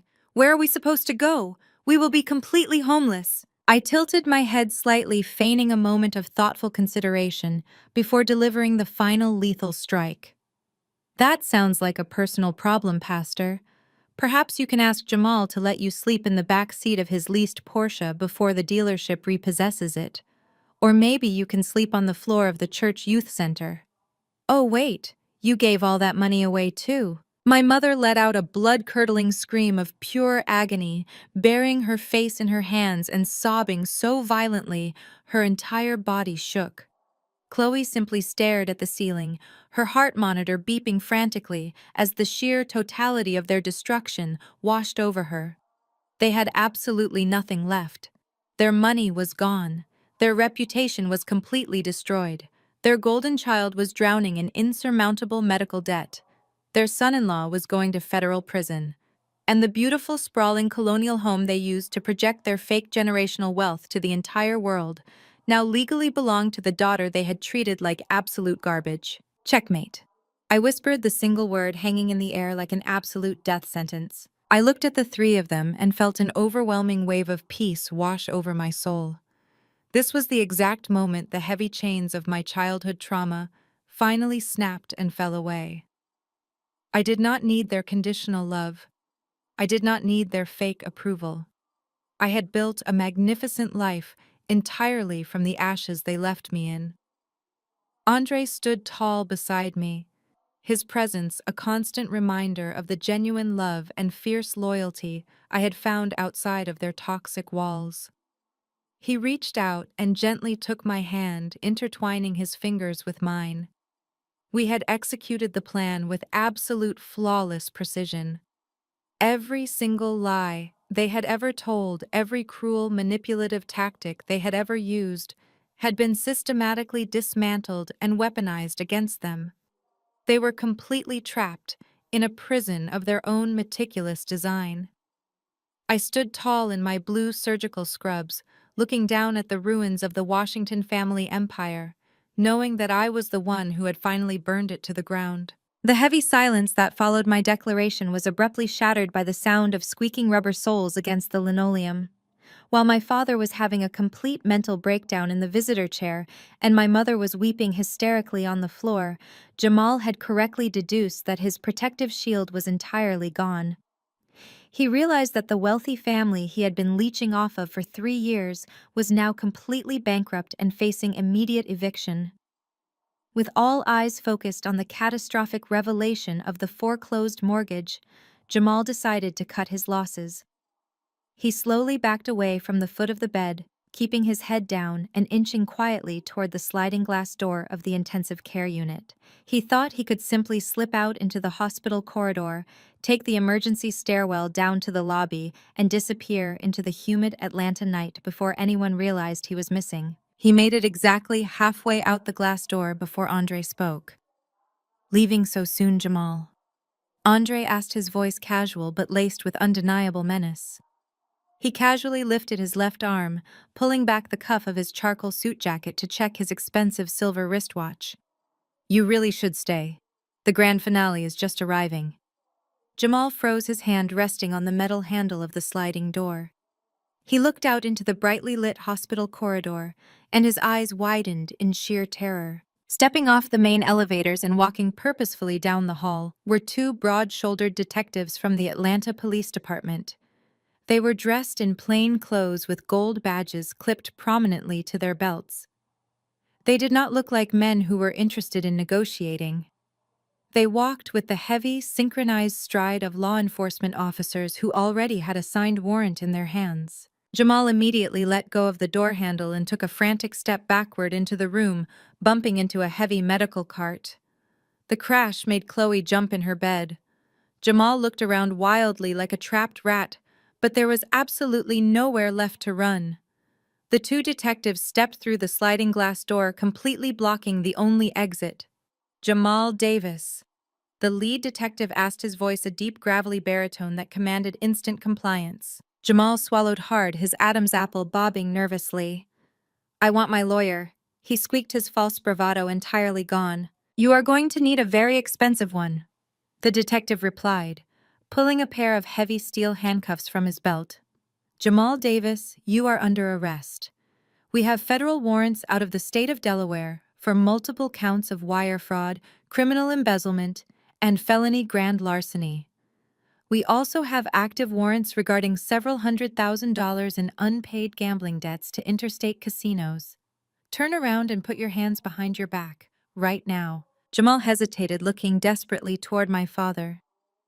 "Pastor Thomas, tell them. Tell them I am your son-in-law. Tell them it is a misunderstanding about the church funds." My father did not even look at him. He remained slumped in the vinyl chair, his eyes vacant, staring blankly at the wall. The man who used to command a congregation of 10,000 people could not even summon the strength to defend the fraud he had sacrificed his own daughter for. The second detective did not wait for Jamal to comply. He stepped forward, grabbed Jamal roughly by the shoulder, and spun him around, forcing his hands behind his back. The sharp metallic click of the handcuffs snapping shut echoed loudly across the intensive care unit. It was the sound of absolute finality. "No!" Chloe screamed from her hospital bed, her voice tearing painfully through her newly repaired throat. You cannot take him. He is my husband. Jamal, do something. Tell them you have the money. Dad, stop them. She thrashed violently against the sterile white sheets, her cardiac monitor, blaring a high-pitched continuous alarm as her heart rate skyrocketed to a dangerous level. A team of ICU nurses rushed into the room, pushing past the detectives to stabilize her, injecting a heavy sedative directly into her intravenous line to keep her from tearing her fresh surgical incisions. Jamal did not fight back. He let the detectives pull him out of the room, his head hung low in absolute defeat. He was dragged down the pristine hospital hallway, the harsh fluorescent lights exposing him for the pathetic broke criminal he truly was. My mother watched Jamal disappear down the corridor, and then she completely lost whatever remaining grip she had on reality. The arrest was the final nail in the coffin of their public image. She scrambled across the floor on her hands and knees, ignoring the nurses who were desperately trying to calm Chloe down. She reached me and grabbed the fabric of my scrub pants and the hem of my white lab coat, which I had thrown on over my scrubs earlier. Her grip was tight, desperate, and entirely manic. "Nia, please!" My mother wailed, her face completely distorted by her uncontrollable sobbing. "You have to stop this. You have to fix this. You are powerful here. Tell Andre to call the police off. Tell him to drop the foreclosure. We are the Washington family. We have generational wealth. We have a reputation to uphold. If the church sees Jamal in handcuffs, if they find out we lost the parsonage, we will be ruined. Our entire legacy will be destroyed. You must forgive us. God commands you to forgive your family." I looked down at the pathetic woman clinging to my coat. She was still trying to weaponize religion to save her bank account. She was still prioritizing the illusion of generational wealth over the daughter she had emotionally tortured. I reached down and grasped her wrists. My grip was not violent, but it was incredibly firm, completely unyielding. I forcefully peeled her manicured fingers off my white coat one by one and pushed her hands away. "Do not ever speak to me about generational wealth, Vivian," I said, my voice dropping to a terrifyingly calm, completely steady cadence. "Your generational wealth was nothing but an illusion built on lies, arrogance, and stolen church funds. You have no legacy left to protect." She looked up at me, her eyes wide with shock at my physical rejection. "But we are your family," she whispered. "You stopped being my family 3 years ago," I replied, stepping back so I could look down at both her and my father. "You want to talk about the past? Let us talk about it. Let us talk about what I was doing while you were parading your precious golden child around the church, praising her fake accomplishments." My father slowly lifted his head from his hands, compelled by the raw, undeniable authority in my voice. "When you changed the locks and threw me out, I had exactly $42 in my checking account." I continued, my words slicing through the heavy air. "I slept in the back seat of my freezing Honda Civic in the hospital parking garage for 6 solid months. I washed my hair in the public sinks of the hospital cafeteria bathrooms before my surgical rotations. I ate expired sandwiches out of the vending machines because I could not afford hot food. I worked as an orderly on the weekends, cleaning up blood and bodily fluids. I tutored underclassmen at night. I worked 3 different jobs just to keep my head above water, to pay my own tuition, and to survive the absolute hell you abandoned me in." My mother covered her mouth, fresh tears spilling over her cheeks, as the brutal reality of my survival finally penetrated her thick skull. "I built my life from the absolute ground up. I declared, standing as tall as I possibly could, radiating the immense power I had earned through my own blood, sweat, and tears. I became the youngest chief of cardiothoracic surgery in the history of this hospital. I married a man who actually loves and protects me. I built a real empire while you two were busy funding a fake one." I turned my gaze directly onto my father. He shrank back into his chair, unable to meet my eyes. "You stand behind a pulpit every Sunday, Pastor Thomas, and you preach the word of God," I said, my voice echoing with righteous condemnation.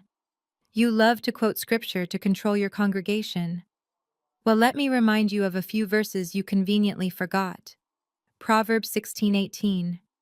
Pride goes before destruction, and a haughty spirit before a fall. You read that verse your entire life, but you never actually understood it until tonight." My father flinched as if I had physically struck him across the face. "And let us not forget Galatians 6:7. I continued relentless in my dismantling of their religious hypocrisy. Do not be deceived. God cannot be mocked. A man reaps exactly what he sows. You sowed cruelty, Thomas. You sowed arrogance, greed, and betrayal. You chose a con artist over your own flesh and blood because you cared more about appearances than the truth. And now you are reaping the harvest of your own monumental stupidity. The silence that followed my sermon was absolute.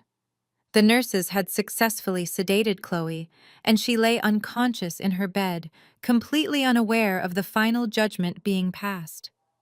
My parents were completely broken, stripped of their money, their home, their reputation, and their ridiculous religious superiority. They had nothing left to say. There were no more lies to tell, no more manipulations to try. They were completely cornered by the devastating consequences of their own actions. I looked at the two of them and realized that I did not hate them anymore. Hate requires energy. Hate requires attachment. Looking at them now shivering and ruined on the floor of my intensive care unit, I felt absolutely nothing. They were strangers to me. Pathetic, empty strangers. I turned to Andre. He gave me a soft, proud smile, offering his arm. I looped my arm through his, feeling the solid, comforting warmth of his presence. The eviction notice will be on your door at 8 in the morning. I said my final words to them, echoing coldly in the room. I suggest you go home and start packing whatever cheap clothes Jamal has not already pawned, because by tomorrow afternoon the locks will be changed, and unlike you, I will not let you stand on my porch in the rain. I will simply have you arrested for trespassing. Without another word, I turned my back on the Washington family.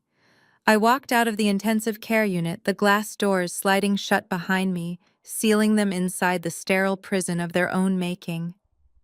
The heavy hospital air suddenly felt incredibly light, and I took my first deep breath as a completely free woman. I paused right at the threshold of the sliding glass doors, letting them hold open for just one final moment.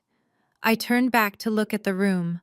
My father, Thomas Washington, was sitting entirely flat on the cold linoleum floor, his long legs sprawled out in front of him, like a discarded marionette whose strings had been abruptly severed. He was staring blankly at the wall, completely broken by the absolute collapse of his financial and social empire. He had traded his own flesh and blood for a massive house and a fake millionaire son-in-law, and now he had absolutely nothing. On the hospital bed, Chloe was heavily sedated, but hot tears were continuously leaking from the corners of her closed eyes, soaking the sterile white pillows. Even in her chemically induced sleep, the crushing reality of her new existence was suffocating her. She was waking up to a dark world where she had no wealthy husband to fund her lavish lifestyle, no secret tuition money to steal, and a staggering $320,000 medical debt firmly attached to her name. Her golden child status was entirely useless now. It could not pay a massive hospital bill or bail her out of this bottomless hole. My mother Vivian remained on her hands and knees, her ruined emerald silk dress pooled around her. She had descended into a catatonic state of silent weeping, rocking back and forth, as she finally realized no one was coming to save her. The congregation she valued over her own daughter would soon find out about the embezzled building fund, and she would be forced to face the exact public humiliation she had spent her entire life desperately avoiding. I reached up and unclipped my Chief of Surgery identification badge from my white lab coat. My long shift was officially over, and my duties as a doctor to this specific patient were completely fulfilled. I held the smooth plastic badge in my hand, looking down at the pathetic ruins of the family that had tried so incredibly hard to destroy me. 3 years ago, you threw me out in the freezing rain and told me I was dead to you. I said, my voice carrying an absolute finality that echoed off the thick glass walls. You told me never to come back. You got your wish. My father slowly shifted his vacant eyes toward me, but did not have the strength to speak a single word. The daughter you had is dead. I continued, my words falling like heavy stones into the silent room. She died on that front porch while you watched her freeze. I am not your daughter. I am not your sister. I am just the landlord who is taking her property back. I slipped the badge into my pocket. I reached out and firmly linked my arm through Andre's, offering him a genuine smile. He smiled back, his eyes filled with immense pride and unwavering love. Without another word, we turned our backs on the wailing, devastated family and walked out of the surgical intensive care unit. The glass doors shut completely, sealing the Washington family inside their brightly lit prison. The chaotic sounds of their weeping and the frantic beeping of the cardiac monitors were instantly muted by the soundproof glass. We walked together down the pristine, quiet hospital hallway, leaving the toxic chaos of my blood relatives far behind. The polished floors reflected the soft overhead lighting, creating a path of calm serenity before us. With every step away from that room, the invisible weight I had carried my entire life evaporated completely. I was no longer the scapegoat. I was exactly who I had worked so tirelessly to become. The hospital staff nodded respectfully, but I barely registered them. My mind was focused entirely on the brilliant future outside these walls. The rhythmic squeak of my clogs against the tile felt like a victory march. We pushed through the double doors of the main entrance and stepped into the warm, humid Atlanta night. The city air smelled like blooming jasmine, a sharp, comforting contrast to the sterile bleach of the operating room. The vibrant lights of the downtown skyline sparkled in the distance, a beautiful, sprawling testament to ambition and resilience. It was a city where I once slept in my freezing car, and it was now a city that I essentially owned. We walked toward Andre's sleek black car, parked securely in the executive lot. I looked up at the dark sky, feeling a profound sense of absolute victory. I had not just survived the vicious betrayal of my family. I had conquered it completely. I had built an untouchable career, accumulated immense personal wealth, and found a brilliant partner who valued my strength. The people who tried to bury me were now permanently trapped under the dirt of their own lies. Andre quietly unlocked the car door and held it open for me, but I paused for a brief moment before getting in. I closed my eyes, leaning my head back slightly, and took a deep, slow breath, filling my lungs completely with the warm night air. I held it for a second, savoring the absolute quiet peace of my new reality. Then I let it out in a long, deeply satisfied exhale.